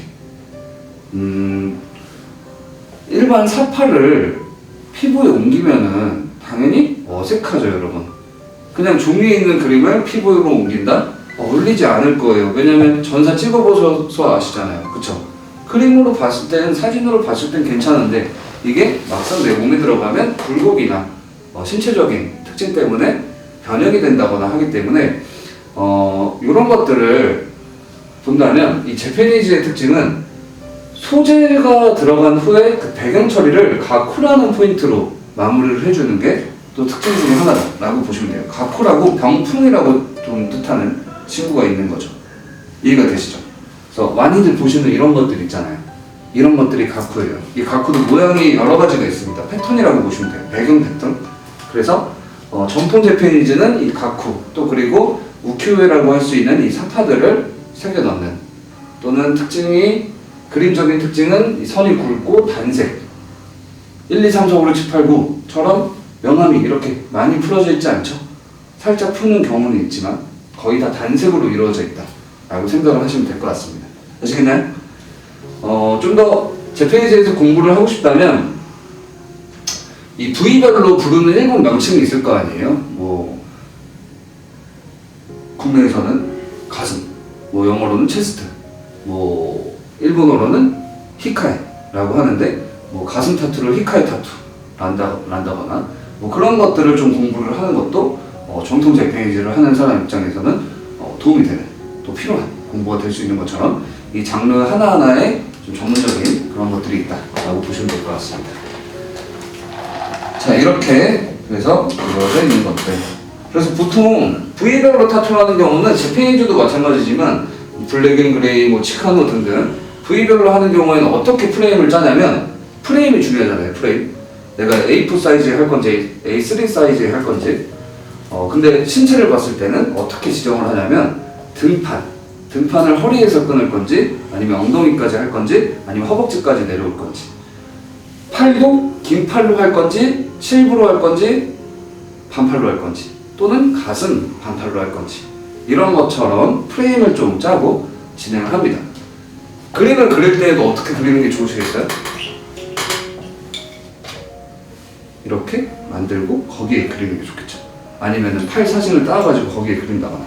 이해되시죠? 그렇게 그리는 게 조금 더 이해를 하시면서 그릴 수가 있는 것 중에 하나고, 이렇게 지금 차이가 있어요. 이렇게 허리에서 끊는 거랑 이렇게 또 아래까지 다 내려오는 거랑, 그렇죠? 확실히 또 차이가 있죠. 이런 것들이라고 보시면 될 것 같습니다.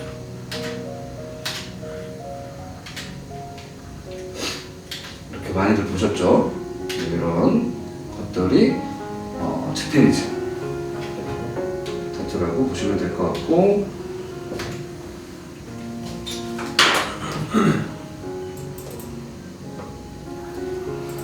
뉴재패니즈부터는 조금은 더 3D에 가까운 친구들로 바뀌기 시작합니다. 또는 원포인트로도 많이들 해요. 이렇게 조금 더 입체감이 있게, 또는 색감도 그냥 하나의 색을 쓰는 게 아니라 여러 가지 색을 써가지고 영감을 준다거나, 이런 식으로. 그리고 피사체가 굉장히 크게 들어가요.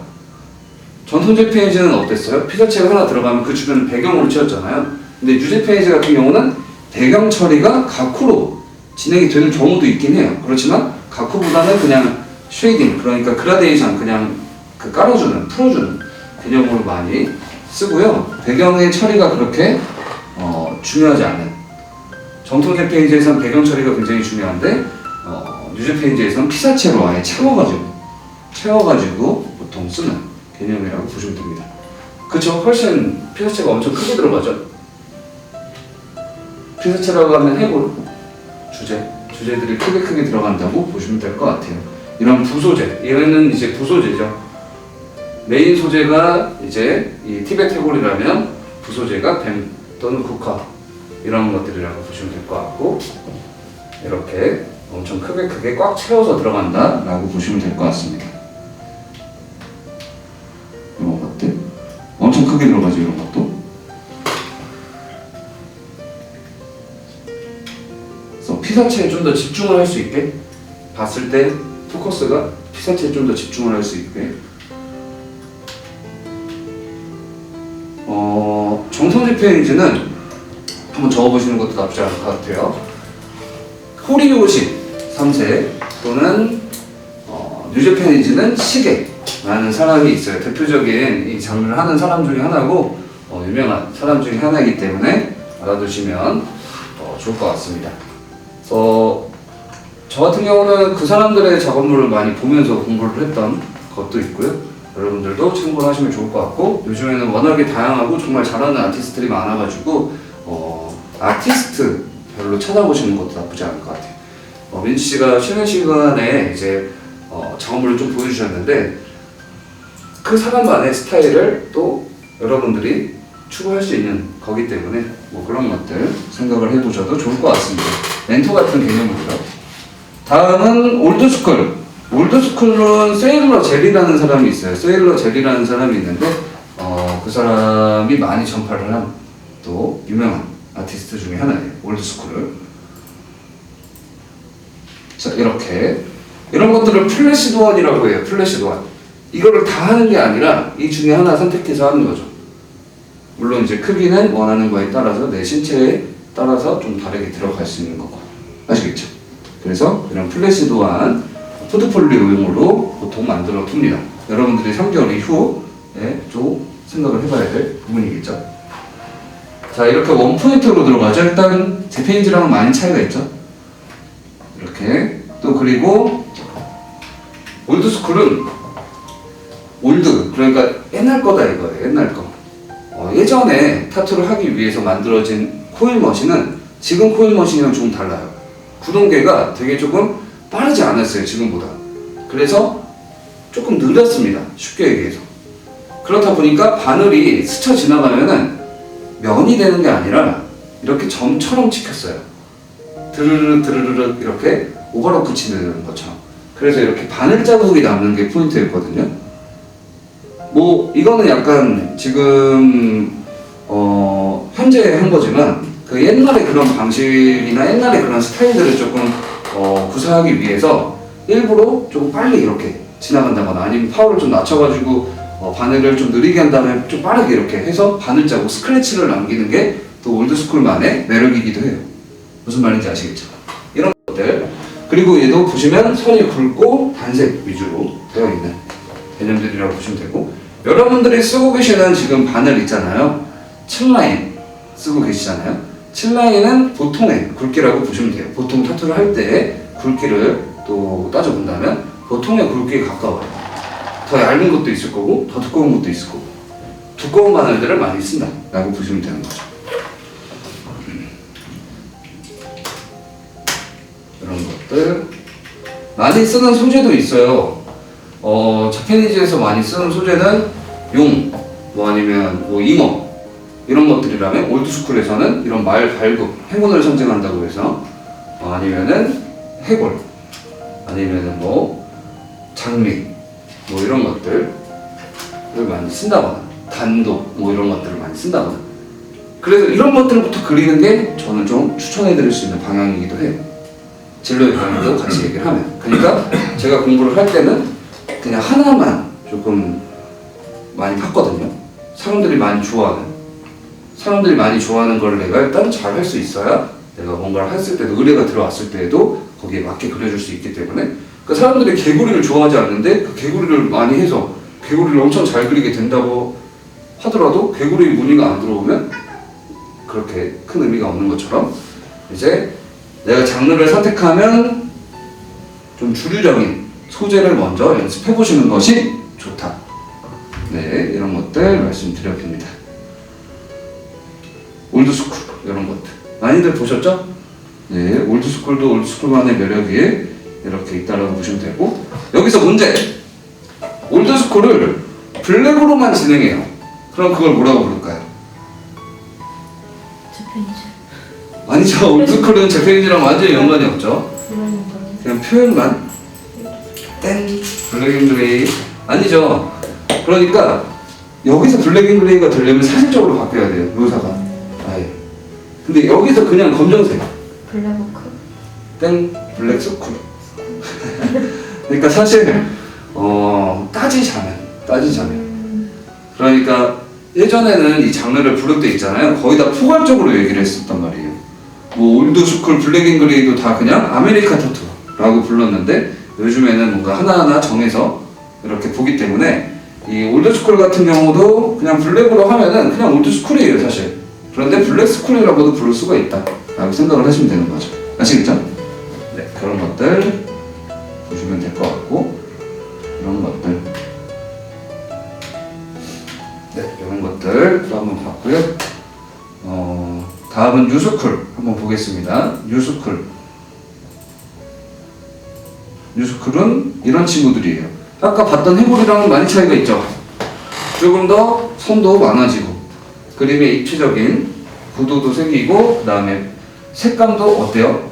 그냥 하나만 쓴 게 아니라 여러 가지로 또는 애니메이션틱한 이런 캐릭터 애니메이션틱한 그림들이 많다라고 보시면 될 것 같습니다. 이렇게 이런 식으로 이런 것도 원포인트라고 보시면 되는 거예요. 이런 것도 만약에 배경이나 아니면 다 이어지는 것들이 아래까지 있었다면 부위별로 하는 거지만 올드스쿨이나 뉴스쿨은 그냥 하나의 특징을 주인공으로 삼기 때문에 조금 개념의 차이가 있다라고 보시면 되고 이런 것도 보시면 색감을 되게 많이 쓰죠. 또 그리고 두꺼운 선이 있다면 얇은 선도 쓰면서 선의 입체감도 주고 이런 개념도 있다고 보시면 될 것 같아요. 또 뉴스쿨만의 또 차이도 있죠. 뉴제팬즈랑은 또 다르죠. 동양적인 표현을 많이 한다면 또 이 친구들 같은 경우는 조금 더 애니메이션틱한 소재도 많이 다르고요. 그렇죠? 이런 것들 이런 것들 볼 수 있을 거라는 거. 소재부터 차이가 좀 많다라는 거. 또 그리고 올드스쿨을 어떻게 보면 트레디셔널이라고 부르기도 하거든요. 서양의 정통스러운 서양의 뭔가 트렌드가 되는 타투라고 볼 수가 있는 건데 그런 타투를 좀 인물을 많이 묘사하거나 아니면 굉장히 더 입체적으로 뉴스쿨을 더 표현한다면 네오 트레디셔널이라고 부르기도 해요. 이런 식으로 굉장히 색감이 다양하게 리얼리티라고 보기에는 뭔가 사실적인 표현에 가깝긴 하겠지만 또는 포트레이트라고 볼 수는 없잖아요. 왜냐하면 인물 전체를 한 게 아니고 이것저것 묘사가 많으니까 이런 것들을 네오 트레디셔널이라고 부를 수 있다. 이런 것들 굉장히 엄청 입체적이죠. 네, 이런 것들 색감도 되게 많고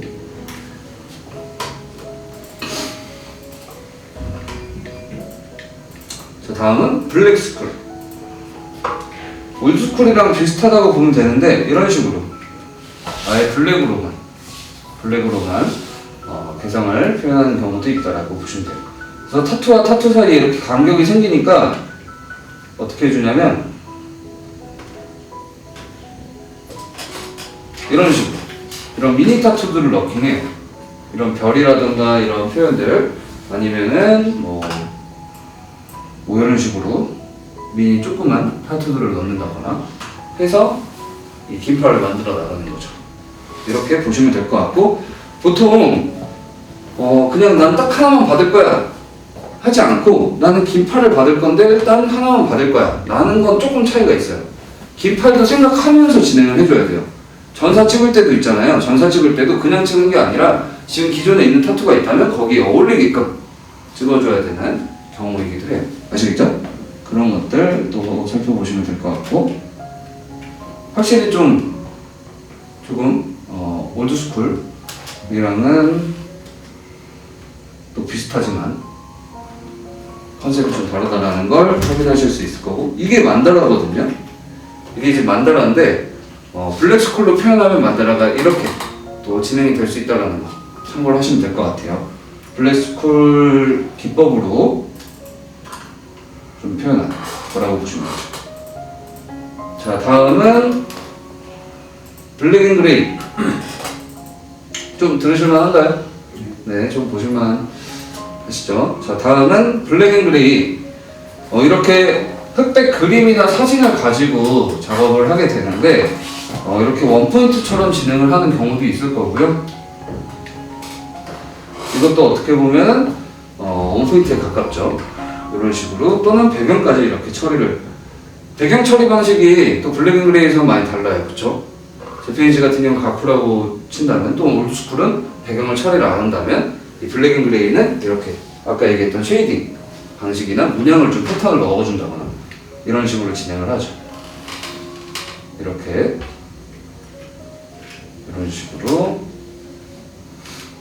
좀 사실에 가깝게 묘사를 했다면 뭐 리얼리티라고도 부를 수 있을 거고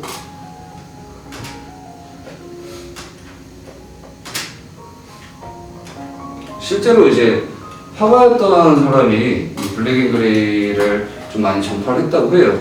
타투로는 좀 소묘하듯이 표현할 수 없을까 해서 나온 친구이기도 하다라고 보시면 될 것 같고 이런 것들. 그래서 기법이 굉장히 다양해요. 뭔가 올드스쿨 재패니즈 같은 경우는 특징이 딱 명확하거든요. 두꺼운 선, 단색. 이렇다면 얘는 선이 없고 또 작은 것도 있고 큰 것도 있고 좁은 것도 있고 큰 면적도 있고 또 부드러워야 되는 데도 있고 아니면 좀 단단해야 되는 경우도 있고 이렇다 보니까 기법들이 굉장히 다양해서 처음에 블랙 앤 그레이를 많이들 추천을 해요. 왜냐하면 블랙 앤 그레이를 공부를 많이 한다면 아까도 얘기했듯이 다른 장르를 선택할 때에도 도움이 되는 게 사실이거든요.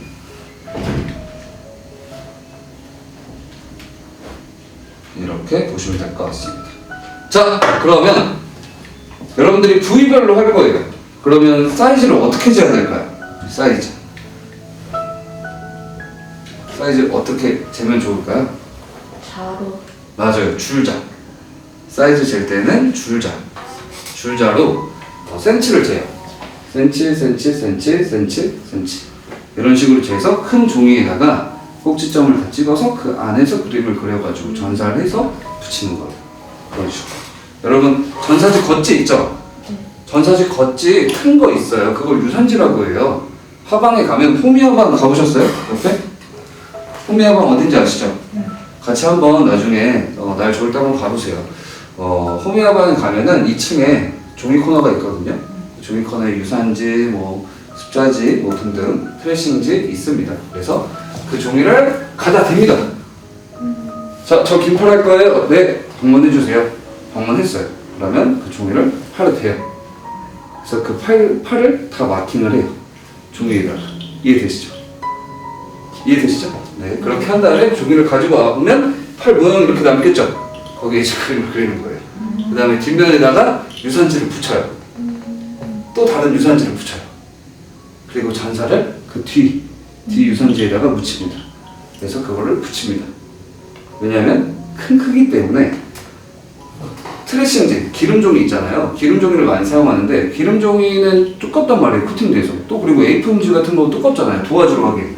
그러니까 전사를 붙일 때만큼은 얇은 종이가 필요하다 이거예요. 얇은 종이. 저번 시간에 조금 기억하시죠? 저번 시간에 여러분 A4용지로 붙였단 말이에요.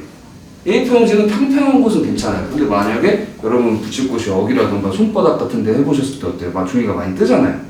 그러니까 붙이기가 어렵고 번지기가 쉽고. 그렇다 보니까 이제 그런 유산지를 쓰는 것도 도움이 되는 거죠. 이런 작업을 할 때는 그렇게 진행을 한다라는 거.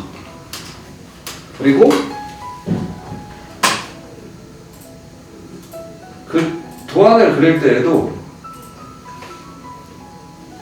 제가 직접 그린 도안을 보내드리는 것도 좋을 것 같은데 보통 이런 식으로 저는 이제 그려서 보통 하거든요. 이런 식으로 그려가지고 사진을 먼저 찍어놓은 다음에 방문했을 때 사이즈 재면서 사진도 같이 찍어놓는 거예요. 이렇게 해놓고 나중에 그린 거를 합쳐가지고 어떻게 나올지 한번 구성하고 들어가는 것도 좋고, 그 다음에 블랙 앤 그레이 같은 경우는 실제 그림을 가지고 작업을 하는 경우가 많다고 말씀을 드렸잖아요. 그러니까 실제 내가 레퍼런스 해야 될, 참고할 그런 자료를 수집한 다음에 그걸 편집을 해요. 편집을 어떻게 하냐면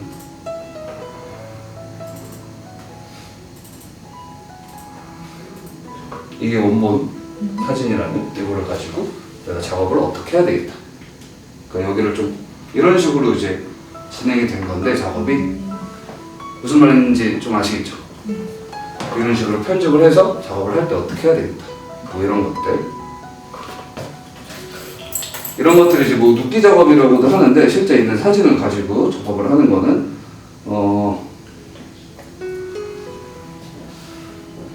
이렇게 실제 있는 걸 가지고 사진을 조합해가지고 만들기도 해요. 보이시죠?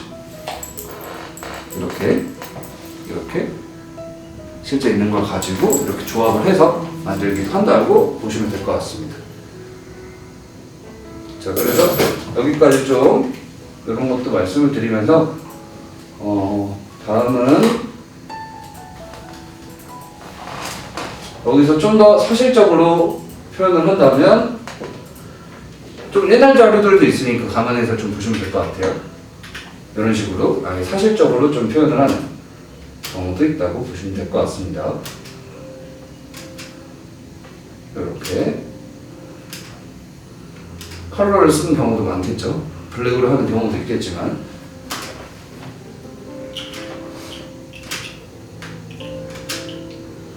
너무 빠르지 않죠? 더 디테일한 작업이 되겠죠. 더 디테일하고 더 좀 뭔가 소요 시간이라던가 더 테크닉이 많이 필요한 그런 개념이 될 거예요. 다음은 뭐 한 분 한 분 제가 유명한 테트리스트를 말씀을 드리고 싶은데 한번 찾아보시라는 의미에서 대표적인 사람들만 좀 얘기를 한 거고요.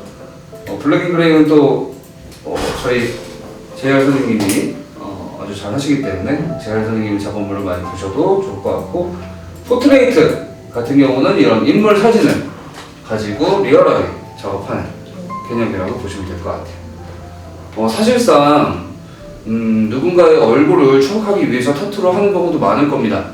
그런데 3개월 이후에 그런 의뢰를 많이 받으실 수 있어요. 하지만 이제 표현을 할 수는 있겠지만 조금 결과적인 부분이 완성도가 낮을 수는 있어요. 왜냐면 우리가 많은 데이터가 없는 상태이기 때문에 3개월 이후 직후를 생각을 한다면요. 그렇기 때문에 이 리얼리티를 바로 하는 것보다는, 포트레이트를 바로 하는 것보다는 블랙 앤 그레이 작업으로 조금 실력을 쌓아서 하시는 것이 낫지 않을까 라고 말씀을 드리고 싶고요. 왜냐면은 저도 그랬고 준비가 안 된 상태에서 이런 포트레이트 작업에 도전하면은 그냥 사진을 똑같이 하면 된다라고 생각을 하잖아요. 근데 막상 해보면은 그게 아니에요. 막상 해보면 굉장히 원본과 많이 다르게 표현이 되기 때문에 좀 그런 약간 차이가 있기 때문에 연습을 좀 많이 하시고 좀 데이터를 많이 쌓으시고 하는 걸 추천해요.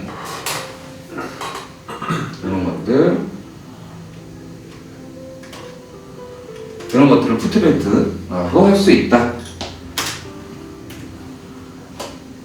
자, 포트레이트 장르도 한번 알아봤고요. 다음은 치카노. 치카노는 이런 친구라고 보시면 돼요. 이런 친구들. 얘는 어때요? 블랙 앤 그레이랑 좀 비슷하면서도 많이 다르죠. 선이 있고 그 다음에 명암의 처리가 블랙 앤 그레이보다는 조금 더 낫죠. 이런 것들 치카노 레터링. 치카노. 그냥 일반 레터링이랑은 좀 차이가 있죠. 이런 것도 직접 그려서 디자인을 해서 작업을 하는 경우가 많고요. 이런 식으로 치카노에서 많이 쓰는 소재들이 있어요. 많이들 보셨을 거예요. 광대, 마스크, 리볼버, 뭐 주사위, 뭐 이런 것들. 이런 폰트들도 지정을 해서 작업을 하는 경우들도 있는 거고, 프리핸드로 좀 글씨를 그리는 경우도 많아요. 그림처럼 글씨를 그리다 보니까 이런 것들을 치카노라고 보시면 될 것 같습니다. 좀 이해되시죠? 블랙 앤 그레이랑 조금 차이가 있죠? 조금 스타일에 대한 차이가 조금 있기 때문에 치카노에 대해서 좀 관심이 많으신 분들은 치카노에 관련된 그런 유래라든가 이런 스토리들을 찾아보시면서 공부를 하는 게 좋고요. 다음은 레터링. 레터링도 굉장히 다양하게 많이 하는데 뭐 폰트들도 다양하고 또 그다음 V 맞게 이것도 지금 보시면은 일자가 아니잖아요. 그림을 살짝 피워줘요. 또 포토샵으로 작업을 많이 하거든요. 나중에 우리가 또 배울 수업에도 있고요. 살짝 휘어서 이런 식으로 그 V에 어울리게끔 좀 변형을 준다거나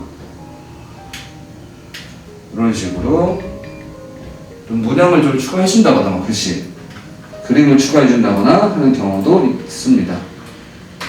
이렇게 보시면 될 것 같아요. 트래시 폴카라는 장르 아까 들어보셨잖아요. 트래시 폴카가 약간 이런 방식이에요. 약간 좀 여기 뭔가 딱 빨간 색깔 붓터치를 준다거나 이따가 사진을 한번 보는 걸로 하고요. 다음은 트라이벌. 트라이벌은 이런 친구입니다. 검정 문양 패턴이라고 보시면 될 것 같은데 이런 것들은 마오리 문양 중에 하나라고 보시면 되고요. 이 문양 모양에 따라서 또 나눠져요. 폴리네시안이라는 지방의 문양도 있는 것처럼 이거 폴리네시안.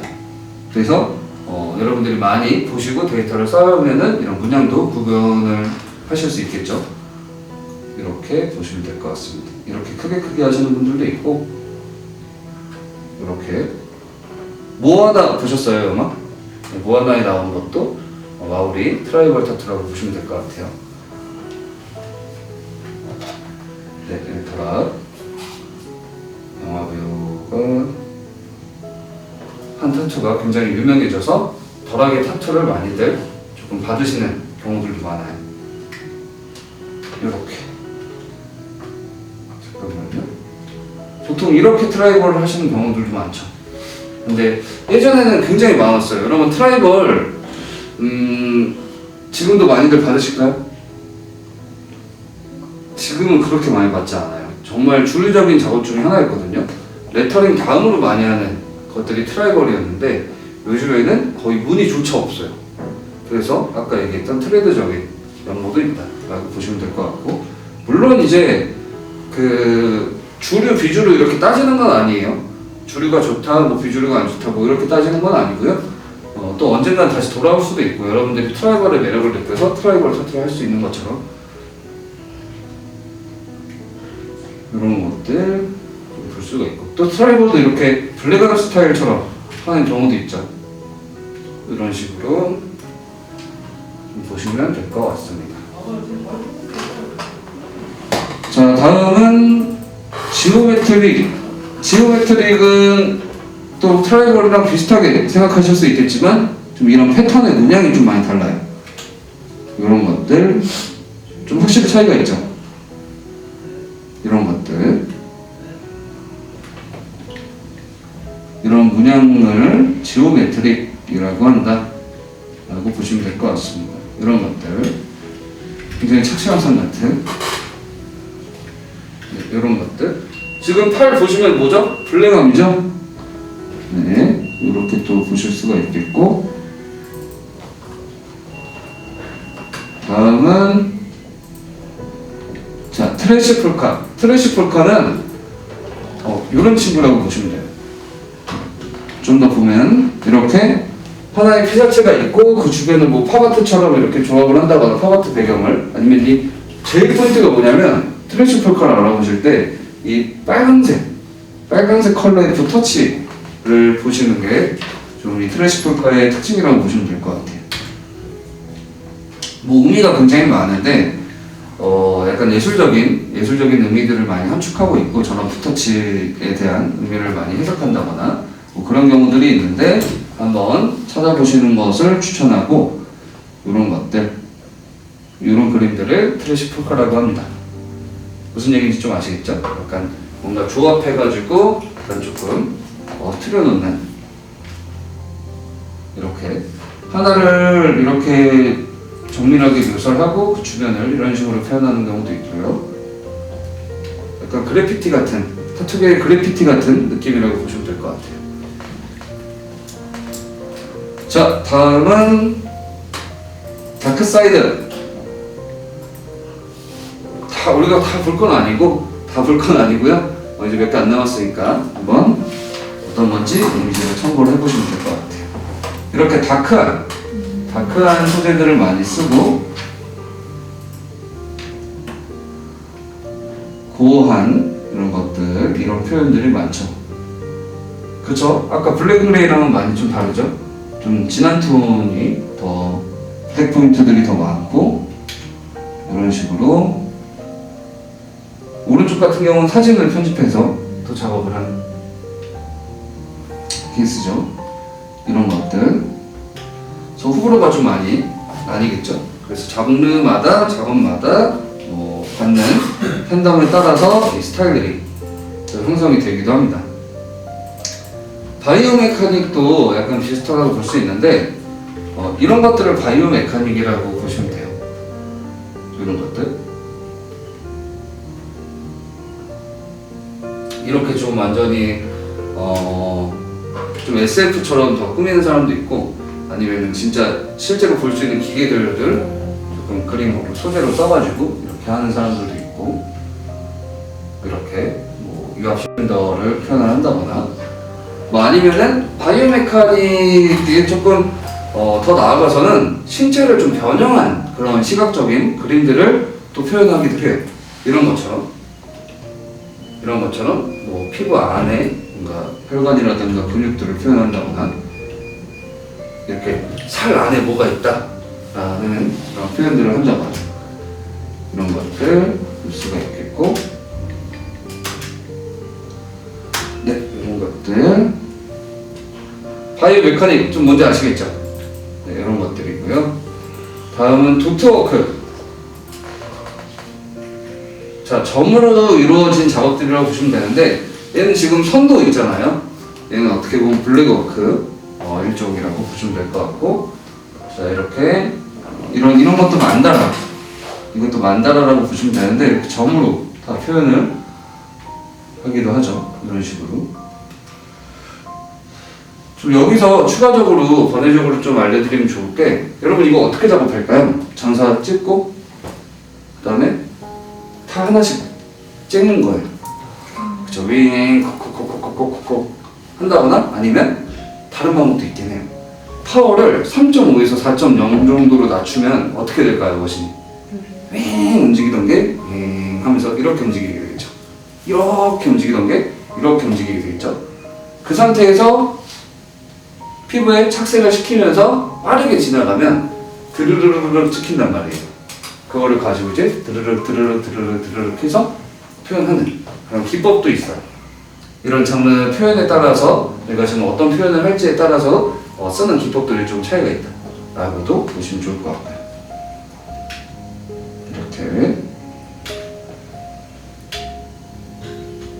이렇게 보실 수가 있겠고 다음으로 넘어가서 라인워크는 이런 식으로 선만 이루어져 있는, 근데 선으로 표현할 수 있는 게 생각보다 많아요, 여러분. 이것처럼 지금 두꺼운 선, 얇은 선을 줘서 좀 선에 입체감을 준다거나 또 표현을 할 수 있는 것들이 많겠죠.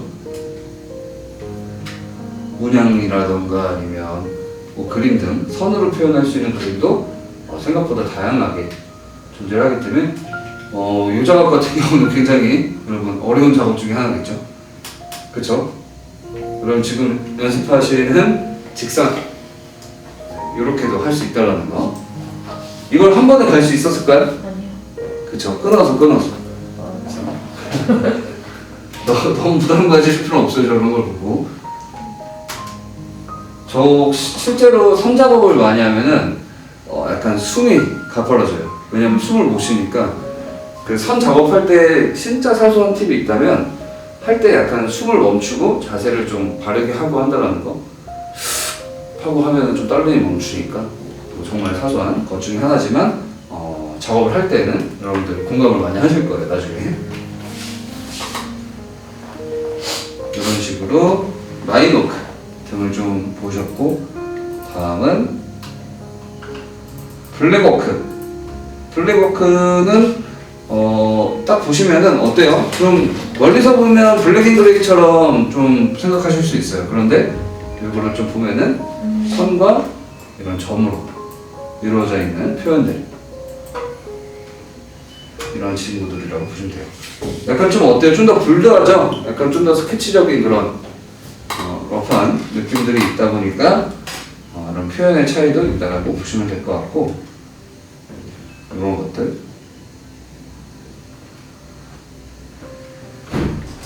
이런 것들을 블랙워크라고 볼 수 있을 것 같습니다. 다음은 크리미널. 크리미널은 이런 친구들이라고 보시면 돼요. 이렇게 이런 것들 뭐 다 의미가 있다고 보시면 돼요. 이 견장이라는 건 이제 어느 조직의 뭐 캡틴이라던가 아니면 어느 가문이다 뭐 이런 것들도 있는 것처럼, 또는 이 크렘린궁 같은 경우는 이제 이 탑이 몇 개나 올라와 있냐, 탑의 꼭대기에 그 시그니처가 어떠냐에 따라서 뭐 감옥을 어디를 다녀왔고 뭐 이런 이정표 같은 좀 역할을 하기도 했었다고 해요. 감옥에서 많이 새기는 타투이기도 했었고. 근데 요즘에는 이런 것들이 오늘날에는 디자인적 해석이 많이 되면서 디자인으로 받으시는 분들도 많아지고 있어요. 그래서 크리미널 타투를 디자인적으로 해석해서 받으시는 국내 작업자 또는 고객들도 많아지고 있다는 것도 알고 계시면 될 것 같고, 만약에 그런 작업을 할 때에는 좀 의미 정도는, 어떤 의미를 가졌는지 정도는 알아보시고 작업을 하시는 게 좋을 수 있다는 거. 네, 이렇게. 그래서 이거를 해석하는 그런 잡지 같은 경우도 있기도 했었어요. 그런데 많이 퇴색됐다고 보면 되는 거죠. 요즘에는 느와르 영화에 많이 나오죠. 느와르 영화에 많이 나오는 개념이라고 보시면 되고, 자 마지막은 감성 타투. 감성 타투는 좀 보시기에 많이 애매할 수 있어요. 이게 뭐가 감성 타투지? 이게 어떤 건지 좀 뭔가 딱 콕 집어서 얘기하기가 어려울 수 있어요. 보시는 것처럼 블랙 앤 그레이 표현인데 감성 타투라고도 부를 수 있는 요소가 있기 때문에 좀 많이 보시고, 좀 어떤 것들이 이 감성 타투의 포인트인지 좀 여러분들만의 생각을 많이 시키는 게 좋다고 생각합니다. 그래서 표현도 되게 다양해요. 이렇게 수채화처럼 표현하는 반면 뭐 이렇게 라인워크처럼 표현하는 것도 있고, 아니면 블랙 앤 그레이처럼 표현하는 경우도 있고. 근데 그 소재나 아니면은 그 느낌을 어떻게 전달하느냐, 그림으로, 그게 이제 감성 타투의 하나의 포인트가 되는 것 같습니다. 이렇게. 그래서 어떻게 보면 감성 타투는요, 저도 사실 지금까지 개인적으로 감성 타투는 딱 뭐다 라고 할 수 있는 거는 없는 것 같아요. 그래서 감성 타투는 하나의 뭔가 그 시대나 아니면 그 트렌드에 맞는 그런 그림들이라고 생각을 해요. 선호하는 그림들이라고 생각을 하기 때문에 이런 것들 좀 알고 계시면 또 도움이 될 것 같습니다. 자, 잘 보셨나요? 이미지 보시니까 좀 더 아시겠어요? 아까 설명했던 거. 자, 그러면 이렇게 또 진로의 방향성에 도움이 되는 이미지를 또 참고를 하셨는데, 과제가 하나 있습니다, 여러분. 과제가 하나 있어요. 목요일까지 해보시면 좋고요. 또는 너무 조급하게 그리진 않으셔도 돼요. 여러분들이 그릴 수 있는 만큼 그려오시는 게 가장 좋고. 자, 수업이 끝나면 메일을 바로 보내주세요. 여러분 메일 주소, 다들 메일 쓰시잖아요. 메일 주소를 다 보내주시면 단톡방에 메일 주소를 보내놔 주시면 저희가 오늘 또는 내일 중으로 메일을 발송해 드릴 거예요. 뭐를 발송할 거냐면 유명 아티스트의 작업물들을 모아놓은 폴더가 있어요. 터투 스터디에서 여태까지 수집을 했던 그런 자료들을 보내드릴 건데, 컴퓨터로 여셔야 되고 그 압축 파일이에요. 압축 파일을 여시면 여러 폴더가 있고, 그 폴더를 선택을 하셔가지고 마음에 드는 그림, 마음에 드는 작업물을 한번 그림으로 오작을 해오시는 게 과제입니다. 모작 한 장. 아시겠죠? 그래서 우리 민선 씨는 재패니즈 관심이 많으시니까 그 안에 재패니즈 그림도 있어요. 그래서 마음에 드는 재패니즈 장르를 선택해가지고 모작을 해온다든지, 우리 휘번 씨는 블랙 앤 그레이나 리얼리티 작업이 있다면 거기에서 좀 좋아하는 소재를 참고해가지고 그린다든지 그런 식으로 한번 그려보는 거예요. 아시겠죠? 근데 만약에 저희가 드리는 파일 중에 마음에 드는 게 없다, 만약에 없으시다면 잘된 거를 기준으로, 웬만하면 잘된 거를 기준으로, 왜냐면 잘된 걸 기준으로 봐야 여러분들이 조금이라도 더 좀 해볼 수 있는 게 많기 때문에 잘된 걸 기준으로 다른 사이트에서 발견할 수 있는 작업물들을 참고해서 그려도 되긴 합니다. 아시겠죠? 네, 그렇게 모작을 해오는 게 이제 오늘 수업의 과제라고 보시면 될 것 같아요. 이번 주까지는 수업에서 과제들이 좀 많이 나갈 거예요. 그런데 뭐 다음 주나 2개월 차 때부터는 과제들이 공문 과제는 많이 없거든요. 그러니까 이번 주 또는 다음 주까지 열심히 그림을 그려보시면 좋을 것 같습니다. 자, 마지막으로 혹시 궁금한 점이나 질문, 수업 들으시면서나 아니면은 뭐 생각나시는 물어보고 싶으신 거 있으시면 질문해 주시죠. 없으신가요? 네, 알겠습니다. 없으시면은 뭐 따로 물어보셔도 되는 거고요. 개인적인 질문은 따로 물어보셔도 되고, 오늘부터 그림을 많이 보시고 또 모작도 해보시면서, 처음에는 모작이 좀 도움이 많이 돼요. 모작을 해보면 이게 어떤 건지 알게 되기 때문에 어떻게 표현할지, 어떻게 나중에 해야 될지 이런 것들이 좀 생기기 때문에 모작을 좀 위주로 나중에 하시다가 커스텀이라든가 수정, 또는 이제 나중에 2차 창작을 한다거나 그런 식으로 발전을 해나가시면 될 것 같아요. 네, 오늘 수업 도움이 되셨길 바라고, 그러면 여기까지 하겠습니다. 수고하셨습니다. 감사합니다. 네.